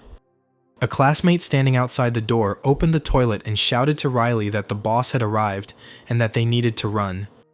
The bully quickly grabbed his shaking friends who were lying at his feet and hurried out of the toilet, leaving Tsuyoshi there alone. Riley gritted his teeth and glared over his shoulder at his opponent, clearly intending to finish Tsuyoshi off. The young man looked at his former tormentors, who were leaving the toilet beaten, and seeing Riley's look, he realized that, it seemed, he hadn't had enough. And yet the young man was glad that the hooligans retreated. Taking advantage of his absolute physical form, he would have simply killed them. Karina sat at her desk and told her friend Haru that she was causing her so much trouble. Haru replied that everything was fine, and told Karina to call her if she needed anything. Haru handed Karina a notebook, and told her to hold it and prepare for the lesson. Suddenly, Mina's arrogant voice was heard from behind. She shouted at Haru to move away, and said that she had something to talk to Karina. The girl frightenedly pulled her head into her shoulders. Karina's whole body was shaking. Vivian, Mina's friend, said that Karina couldn't walk now, but Mina interrupted her and said that one more word and she would hit her in the face. Haru covered her head with her hands in fear and remained silent. All the girls in school were afraid to get involved with Mina. The local beauty sat down opposite Karina and said that she hadn't been to school for a long time, which meant she had one less slave, and asked how Karina would answer for that. Tears streamed down Tsuyoshi's younger sister's face, and she stuttered as she told Mina that she had no money. Mina grinned evilly and asked if these crutches weren't expensive. If she didn't have money, then she would take the crutches from her. Karina, shaking with fear, shook her head, saying that they were very important to her, and her brother worked hard to buy them for her. The girls looked closely at the little frightened cripple, but Karina did not evoke any pity in them.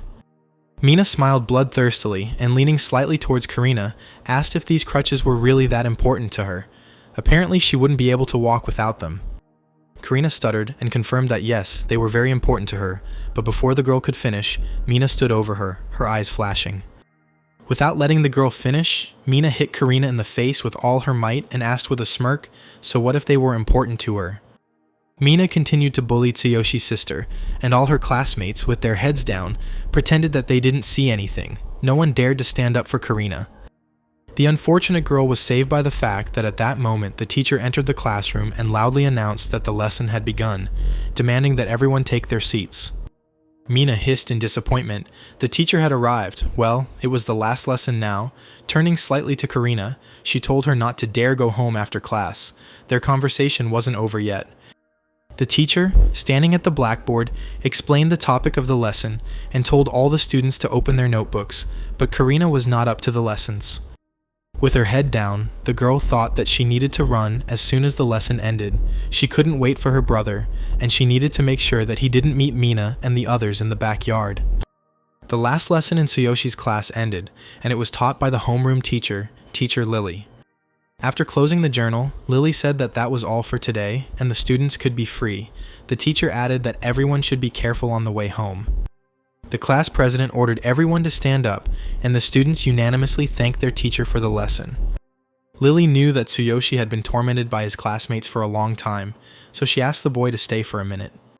The boy approached his homeroom teacher and asked what was wrong. Lily asked if he had already gotten used to school after a rather long absence. The teacher felt uncomfortable offering her help and saying that she knew about her classmates, so she delicately asked if there was anything she could do to help him today. The young man understood what was going on, smiled slightly, and answered Lily that everything was fine and that she shouldn't worry about him so much.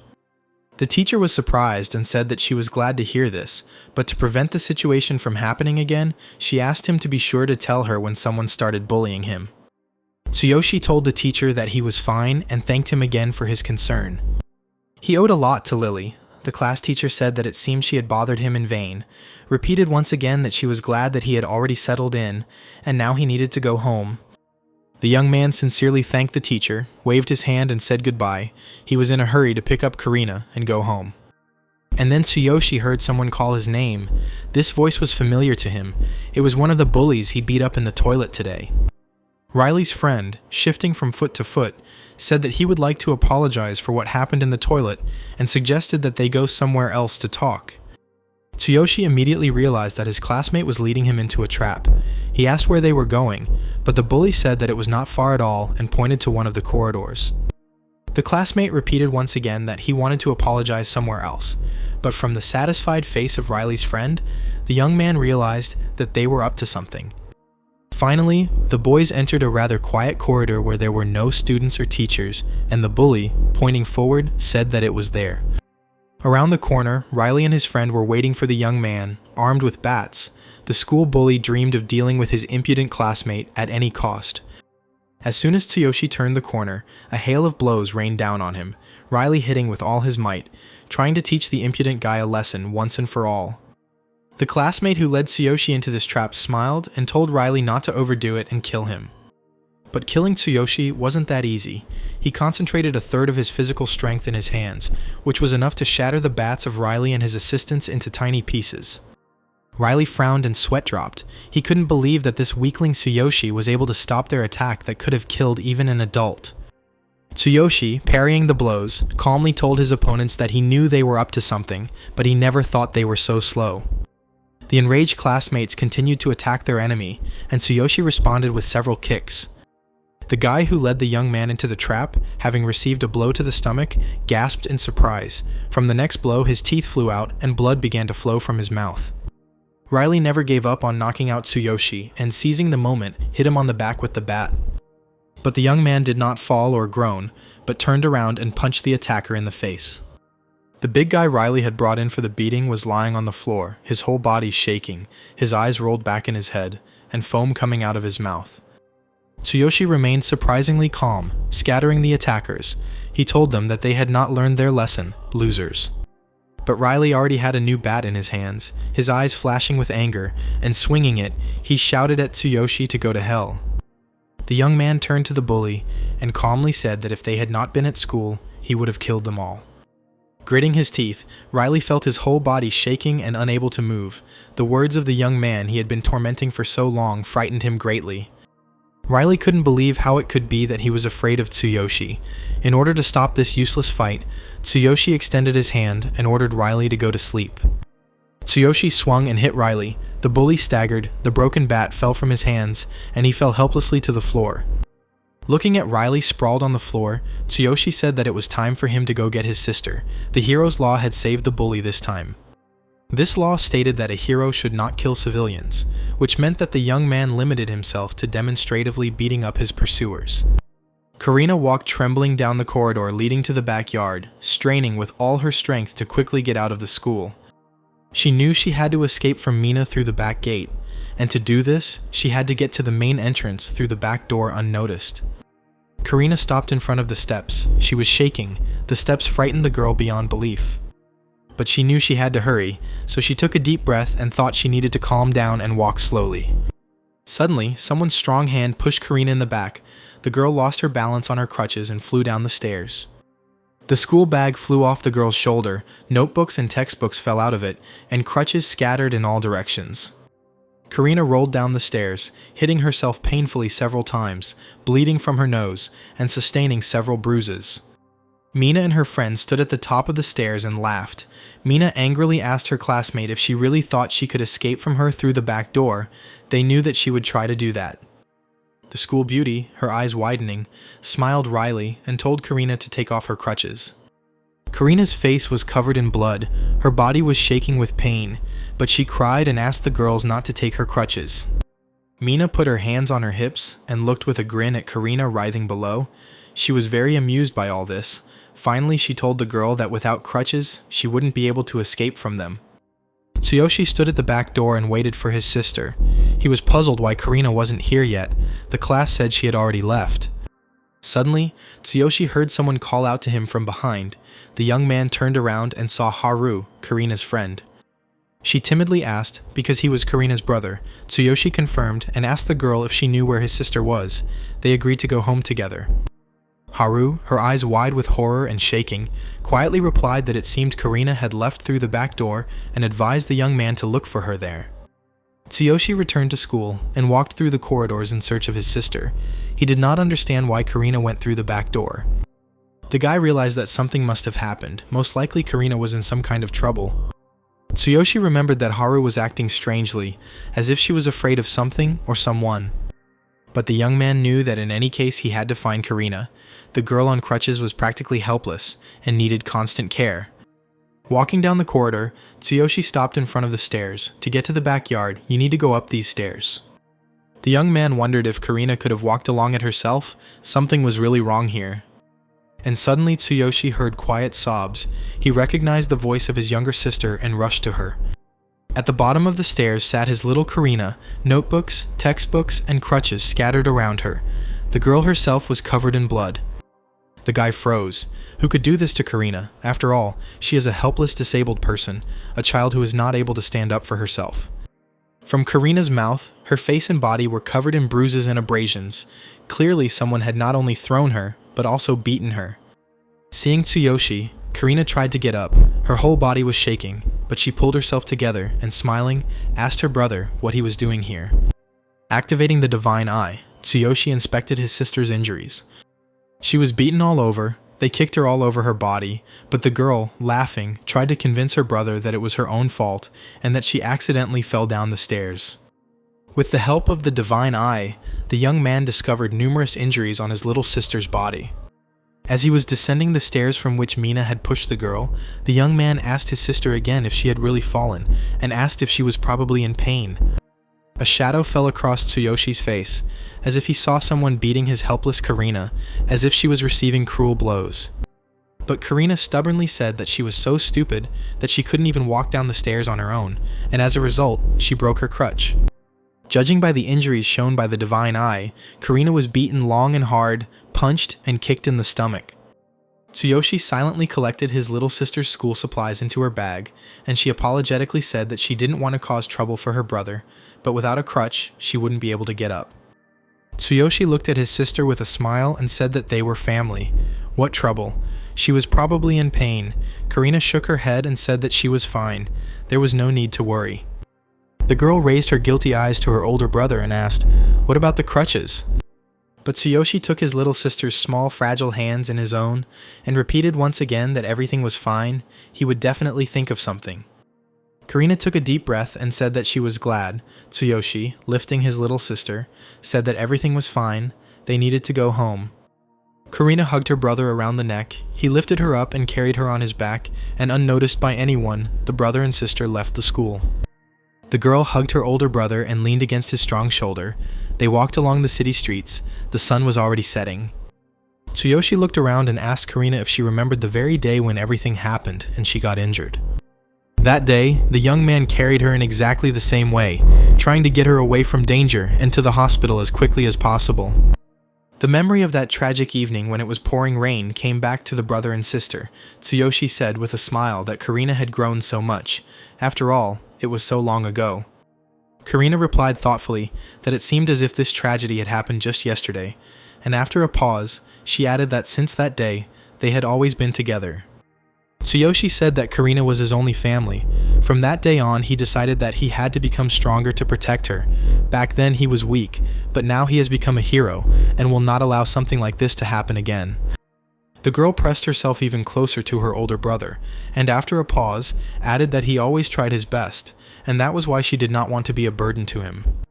Tsuyoshi was indignant, asking, "It started again, after all, he's family." After putting Karina on a bench, he asked her to wait for him here for a bit. He'll be back soon. The girl worriedly asked where he was going. The older brother turned to Karina and said that he had forgotten something and needed to go back. The girl looked at her brother with confusion. As soon as Karina couldn't see him, Tsuyoshi's expression changed dramatically. He frowned, his eyes flashed steel, he straightened his tie and headed to school. Returning to school, Tsuyoshi quickly found the right room. Laughter could be heard there. Mina was saying that everything went well. Karina was closing her crutches so desperately that she was completely open to blows. Mina added regretfully, "It's a pity they couldn't take them back. They could have sold these crutches for a higher price. They need to finish what they started." Mina's boyfriend Billy asked if she really thought they were worth that much, and reassured his friend not to worry, saying he would have them by tomorrow. Mina's friend, looking out the window, said that it seemed like Karina's older brother Tsuyoshi had just returned to school. She heard he had dropped out to work as a garbage collector. Mina laughed. "So this beggar and the garbage man are related? It's disgusting to study with them in the same school. They should be expelled as soon as possible." Mina's friend Vivienne said that Karina was quite popular before her leg injury. Many guys in her class liked her. She was smart, cute, and stylish. Billy turned to Vivienne and asked again, "Cute and stylish? I'd like to see her." Mina immediately frowned and angrily asked Billy what he was saying. How could he pay attention to a beggar? Mina's boyfriend laughed and told her not to be angry because he was just joking. Mina, thrusting forward her ample breasts, told her friend that in that case he should take Karina's crutches back tomorrow. They would continue the conversation after he sold them. Billy laughed, saying, "Okay, it would be easy to do with a cripple." Tsuyoshi heard this whole conversation, standing next to the door. Suddenly, the door to the classroom swung open, and Tsuyoshi unceremoniously entered the classroom. All three interlocutors looked at the young man in surprise.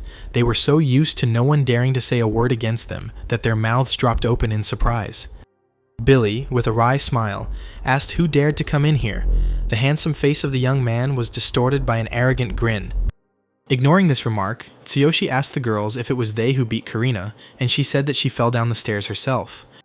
Vivienne said that it was Karina's brother Mina, smiling, asked the guy if he really wanted to take revenge on them, in which case he came at the wrong time, because Billy was with them. Mina's boyfriend reluctantly rose from his seat and moved towards the unexpected guest. He asked if it was apparently the garbage man Tsuyoshi who had come to visit them. The boy, flexing his fists, asked if, being a third year, he hadn't heard of the great Billy. Mina had a little fun with his sister. Tsuyoshi, turning to Mina and Vivienne, asked, "They decided to push the sick girl down the stairs, right?"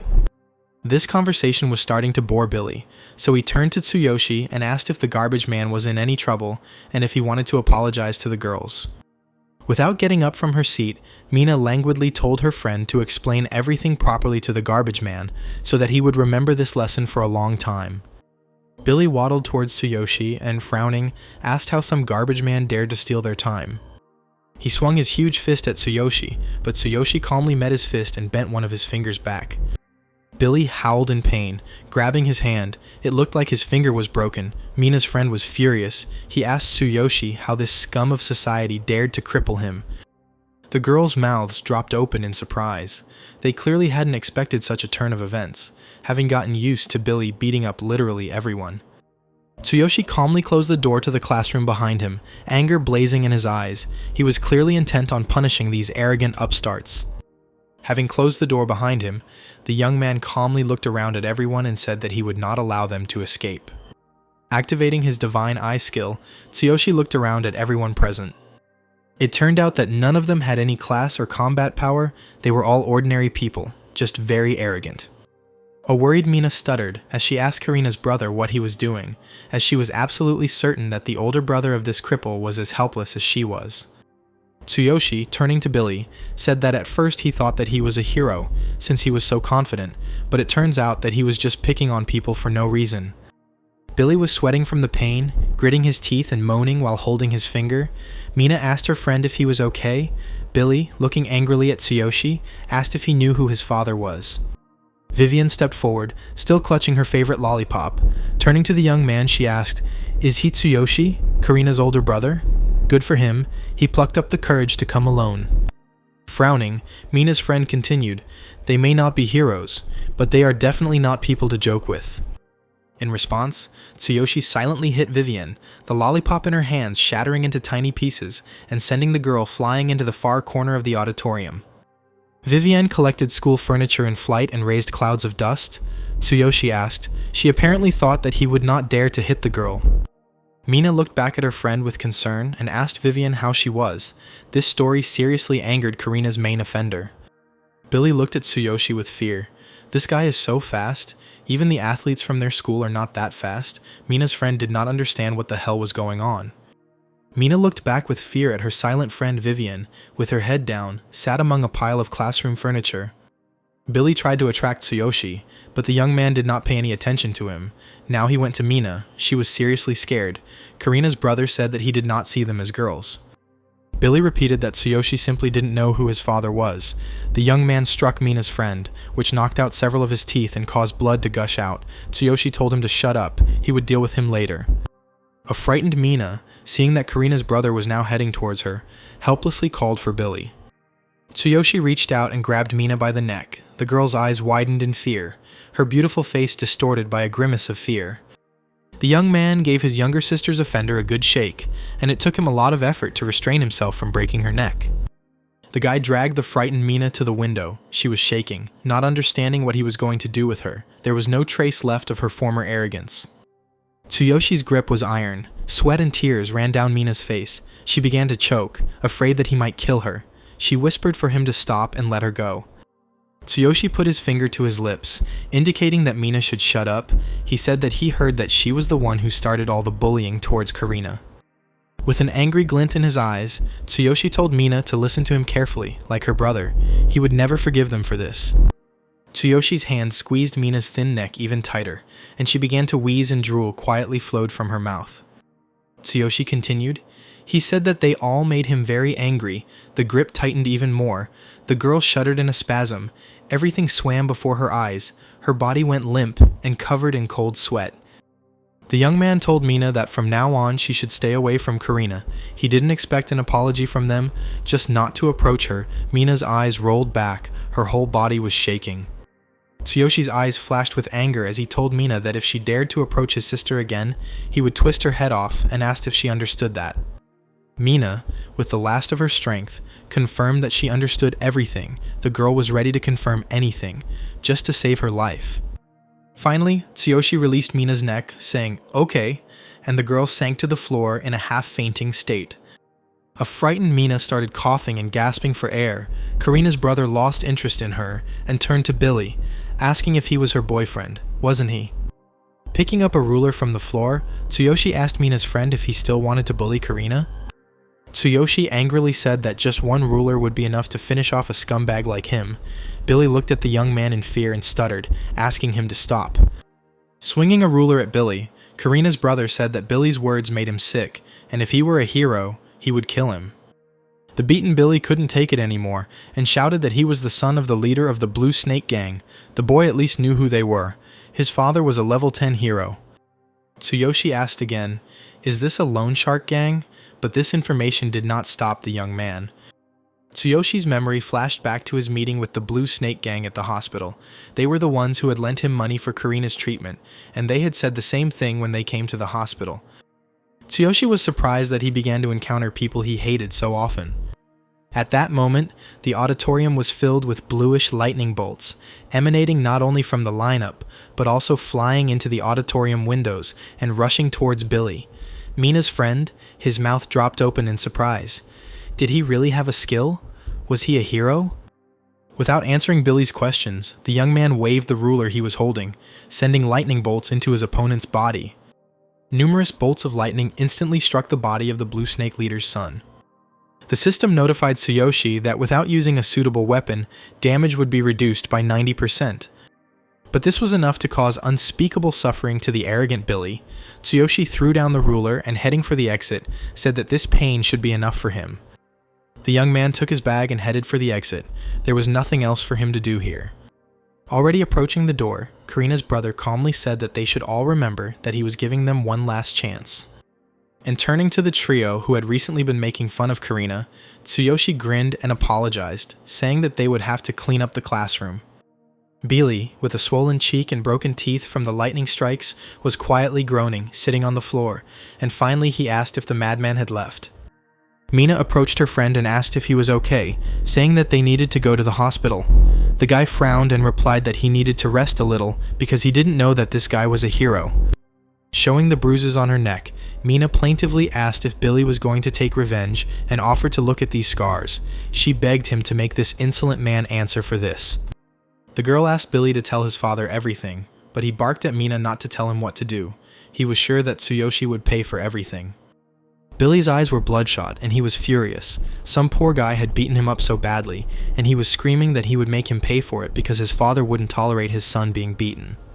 Mina, looking at her friend with hope, shook her head and asked him to tell his father everything.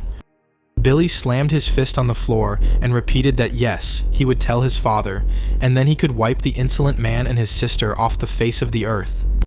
Karina sat in the park and watched what was happening around her. Birds were flying in the sunset sky. Everything was quiet and calm. The girl couldn't move without help, so she sat quietly on the bench where Tsuyoshi had placed her, hoping that everything was okay with her brother. Looking at her sore legs, Karina thought that if she could take care of herself, she wouldn't have to bother her brother, who had already recently acquired hero status. Suddenly, Karina heard someone call her by name. The girl was so lost in her thoughts that she shuddered in surprise and screamed. But it turned out that it was her brother who had returned. He squatted down, and looking into his sister's frightened eyes, apologized for keeping her waiting, and suggested that they go home. Tsuyoshi told Karina that he would carry her on his back again. The girl, gasping, then suggested that she take their bags. On the way home, Tsuyoshi thought that Billy would probably complain to his dad and set him on them. There were too many bandits, so Karina was in danger and he had to be extremely careful. The young man knew that the time had come, and it was time for him to return to another world. To gain even more strength, he promised himself and Karina that he would not allow the bandits to harm her. Using the infinity ring again, Tsuyoshi was transported to another world. Sakura informed her master that they had arrived in the north of the Beastman world, and that she would now tell him everything. The girl smiled and said that in the city, the master could take part in an official quest. To do this, you needed to join the Adventurers Guild. There was also a tavern, a forge, and a tool shop in the city. Tsuyoshi was pleased. This was just what he needed. He had long wanted to gain experience in combat. This all sounded like a fun game. The young man urged his companion on, saying that he couldn't wait. Tsuyoshi and Sakura approached the city of Beastmen in the north. They stood on a mountain and looked at the large, beautiful city. Having descended onto the streets near the city, the young man looked around with interest and exclaimed that it was incredible. It turns out that there were several tribes of Beastmen. Sakura added that this city, by the way, was where the rarest ones had gathered, each with their own peculiarity. The young man literally turned his head from side to side with curiosity. Tsuyoshi was shocked. He asked if there were really people here. The girl asked if they really looked like the creatures from the Master's world. The companion warned Tsuyoshi that there was a rule that fighting outside the arena should be avoided. After all, there were many tribes living in this Beastman city. Sakura added that, although proud elves and noble beastmen are quite rare here, the young man was very interested in all of this. The Beast Girl thought about something, and for a while lost sight of her rather naive companion. Tsuyoshi, happy that he saw people, ran up to the two interlocutors and joyfully greeted them. Shocked, Sakura shouted to the master that it was impossible to do so suddenly. The creatures, remarkably similar to humans, looked at the young man warily. They asked who he was and warned him not to come closer. A dagger flashed in the hands of one of them. Tsuyoshi raised his hands peacefully and asked in confusion if there was some kind of rule regarding greetings. To prevent a conflict, Sakura quickly stepped between Tsuyoshi and the adventurers, holding out her hand and calmly saying that there was a misunderstanding. It seemed that the adventurers the young man approached recognized Sakura and, looking at the girl in confusion, whispered that it was her. Having put away their weapons, the adventurers left, but having moved a little away from their companions, they questioned each other about what the hell was going on. The girl explained that one shouldn't talk to adventurers in the city. Most of them are wary of others. The young man muttered that there are so many rules in this world. Tsuyoshi noticed that everyone around them was paying attention to them for some reason, and whispering, he asked his companion why this was happening. Sakura was silent for a moment, and then answered the master in an apologetic tone, "It's all because she is half beastman. Beastmen hate hybrids." The girl suggested that the master join the Adventurers Guild as soon as possible. Tsuyoshi snorted and told them to leave them alone. Extending his hand to Sakura, Tsuyoshi said with a smile that discrimination exists everywhere and suggested that she not worry about it. The girl silently and timidly placed her small hand in the outstretched hand of her master. This man never ceased to amaze her. Hand in hand, the two of them walked through the amazing city, over which dragons circled, and beastmen flew on top of them. Soon the companions approached the building where the Adventurers Guild was located. A sign informed them of this. Tsuyoshi laughed and said that it was all just like in games or anime. The young man stopped in front of the sign in confusion, but the girl told the master that without registration, they would not be able to complete any of the tasks. With nothing else to do, the companions entered the room where the guild was located. Sakura approached the receptionist and said that they had come to join the Adventurers Guild. Blowing smoke from a long pipe, the beast woman chuckled and said that a team of a human and a half-beast was interesting. After examining those who entered, the guild representative asked which of them would be registering. Tsuyoshi replied that he would be the one registering and noted that she treated them differently than the others. The receptionist replied that she had seen many adventurers, and for her it was nothing special. Handing over the document, she asked the young man to write down his class and name. The form would be distributed to all adventurer guilds, and next time he would be able to complete the quest even while in other branches. Tsuyoshi asked if they were signing an official document. Sakura, placing her hand on his shoulder, said it wasn't the document that was important, but the registration, otherwise he wouldn't be able to get the badge. Tsuyoshi looked questioningly at Sakura. The receptionist explained that this badge serves as their identification item. For the lowest rank they are given iron ones. The higher the rank, the higher the rewards received. The badge rank starts from iron, then goes bronze, silver, and gold, but among all the guilds, there are only a few seekers with gold badges.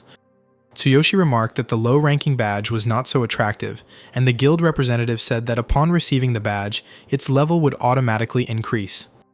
Also, with the help of the badge, the young man will be able to hide his level. Tsuyoshi was incredibly surprised and asked how it works. Sakura explained that they are linked to their badge. The level can be hidden using the power of thought, but it is worth remembering this. The young man closed his eyes and tensed up. Thanks to the divine selection system, it was easy for him to do this. The guild representative was surprised. Usually, newbies don't manage to do this on the first try. It's beyond their capabilities. At that moment, the door to the guild office swung open and two huge beastmen entered, one of whom was carrying a large bag of loot. He pushed Tsuyoshi away, shouting, "Get out of the way, scum!" Throwing their loot onto the table where the guild representative sat, the beastmen said that they had come to report on the completion of the task. The group leader, folding his muscular arms across his chest, asked if there was any other task. They agreed to any conditions. The fanged adventurer leaned over to the guild representative and said that if there were no quests, they could have a drink, saying that he was treating her, but the girl replied that she was busy. Taking the scroll in her hands, she said that there was one urgent task. The reward for it was high. However, the task was not easy.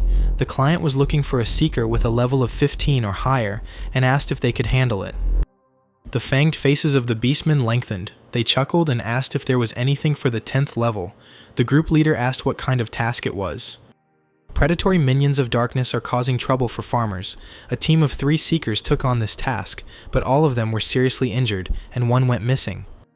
The group leader thought, 10th level predatory minions of darkness, and replied that they would not take on this. At least 20 level is needed here. But suddenly, everyone gathered heard Tsuyoshi's voice. He took the scroll with the task in his hands and said that they would take it upon themselves. Approaching the giant beastman who was blocking the way to the guild representative, the young man cheerfully said, "Move out of the way, scum!" The second member of the team roared, asking what this kid said. But the team leader immediately grabbed his friend, told him to stand still, and reminded him what happens for attacking inside the guild. The beastman advised the man not to underestimate them. If he valued his life, then he should not take on this task. Tsuyoshi replied that since they were not up to it, it was better to remain silent. Turning to his companions, Tsuyoshi asked if they wanted to see his abilities inside the arena. Right now, Tsuyoshi could defeat a level 9 beastman single-handedly. The beastman told Tsuyoshi to know his place. They have more. He received the badge a couple of minutes ago and offered to refuse the task before the client refused him, making a fool of him. The guild registrar said she admired the young man's courage, but there was some truth in her colleague's words. At his level, the client might refuse him. The fanged adventurer laughed loudly and asked the young man if the idiot had heard what he was being advised. The task of catching a runaway dog would suit him much better. But Sakura stepped forward and said that they would complete this task. Having taken the scroll, Sakura and Tsuyoshi headed towards the exit. Everyone looked at them questioningly. The angry beastman shouted at the young man that his girlfriend was a half-breed, and how could they prove such a loud statement? Sakura stopped and turned around, showing her Adventurer's Guild badge. She asked if a gold badge would be enough. The beastmen present sat down in surprise. They stared at the girl with wide eyes, their fanged mouths slightly open, and not believing that a half-breed could have a golden badge. Tsuyoshi was also shocked by this discovery. Did the girl with the ears really have a gold badge? The guild registrar said that it was worth mentioning this earlier. The beastmen lowered their heads sadly. The Adventurers Guild representative said with a smile that she was entrusting this task to them, and she was sure that the client would be pleased as well. The giant Adventurers Guild members fell silent and left the office, scratching their heads. Already near the exit, Sakura said that this task would help the master improve his level. Tsuyoshi tugged at his hair and, agreeing with his companion, said that they would do it. The guild representative watched them very closely.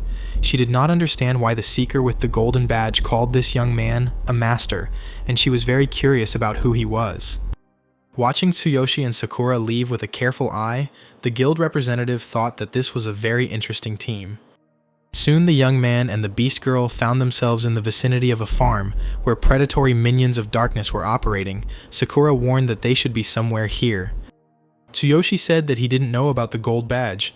Sakura, blushing, replied that she joined the guild and at a young age completed many quests and tasks with other teams. Realizing that she had reached the level of the gold badge, she exchanged her old one. She asked the master. He probably found it strange. Tsuyoshi replied that Sakura was great.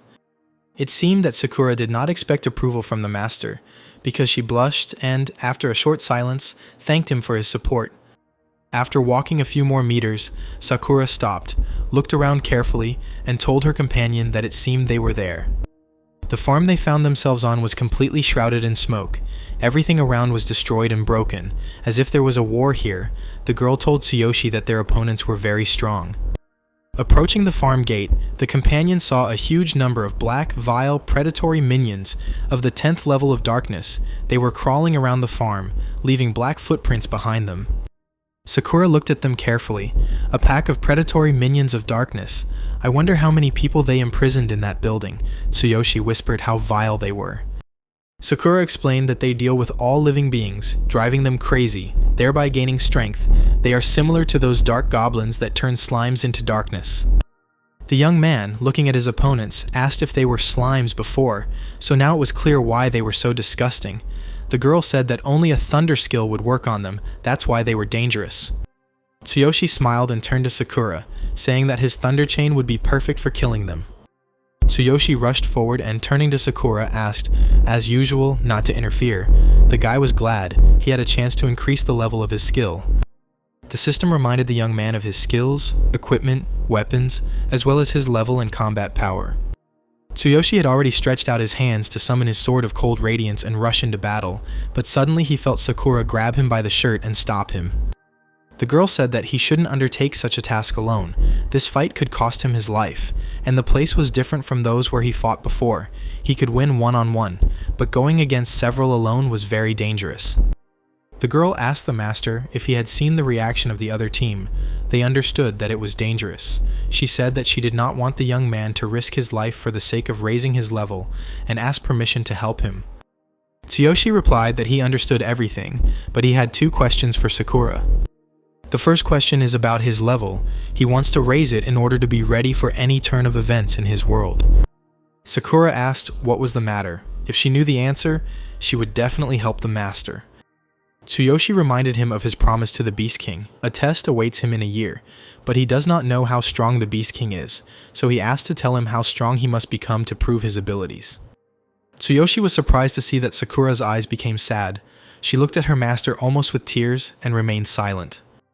The girl lowered her head and told Tsuyoshi that she would be honest with him. Most likely it was impossible. The young man did not expect such an answer.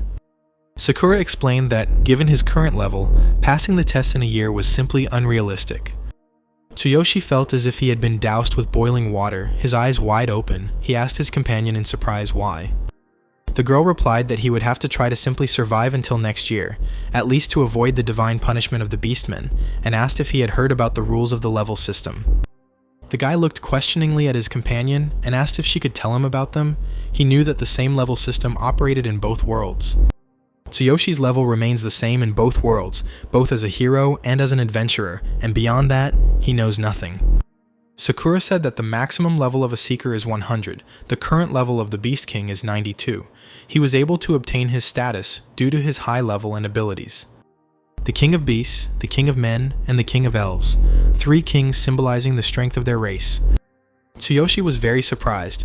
Remembering his meeting with the Beast King, he said that the king did not look like the embodiment of the Beastman's strength. Sakura replied that it was impossible to bypass level restrictions. The higher the level, the harder it was to move on to the next one. She was an example of this. After 20 years of working as a seeker, she had only reached level 72. Yes, her level is not low, she tried to increase it many times, but this is her limit, and everyone has their own. In order to pass the trials of the Beast King, he needs to reach at least level 50. Tears streamed down Sakura's beautiful face. She thought the young man wouldn't be able to level up that much in a year. A simple adventurer would spend his entire life just to reach level 50. Tsuyoshi looked at Sakura tenderly and remained silent. He was very touched by her anxiety. Suddenly, the young man smiled and told his companion that he understood her concerns. The girl asked the master if everything was alright and confirmed that she would accompany him for the entire year, even if he could not keep the promise he made to the Beast King. Tsuyoshi told the girl that she knew he was no ordinary adventurer. He had escaped divine punishment and lifted the divine hammer. He was far from simple. He needs to reach level 50 within a year, right? It might be impossible for some, but it's definitely not for him. Smiling, Tsuyoshi looked around. It was strange to admit that he ended up in this world thanks to the ring. He was freed from divine punishment, and in return, he received a divine selection system. He is the chosen one. A normal life is not in the cards for him, but with the divine selection system, everything becomes possible. Sakura pressed her hands to her chest and turned to her master. Blinked her eyes and said that he would definitely become a legend, and exclaimed that she believed in her master. Tsuyoshi smiled, picked up his sword again and walked towards the monsters. Smiling, he said, "Then go ahead." Sakura wished him luck. Pausing, Tsuyoshi remembered that yes, he had one more question for Sakura. The girl exclaimed that she had talked too much. Tsuyoshi asked if he fought 10th level warriors and dozens of others at the same time, how much he could increase his level. The young man remembered the leader of the Blue Snake Gang, whose son he had recently beaten. Sakura was a little puzzled by this question. She said that she didn't know why the boy needed it, but considering the number of enemies, he should be at least at level 2. This answer satisfied Tsuyoshi completely, so it was decided that he would reach level 12 in a week. As soon as the boy stepped onto the farm grounds, a huge predatory minion of darkness appeared before him.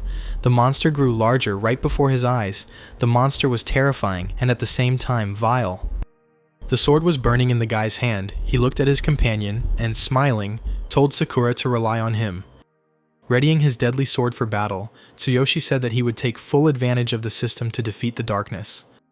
The system informed the young man that the divine eye had been activated, and in front of him was a 10th level predatory minion of darkness, classified as a slime. He is immune to normal attacks, but he has a weakness to lightning, but the main weakness of the predatory minions is in the heart. When the body is damaged, the heart begins to glow.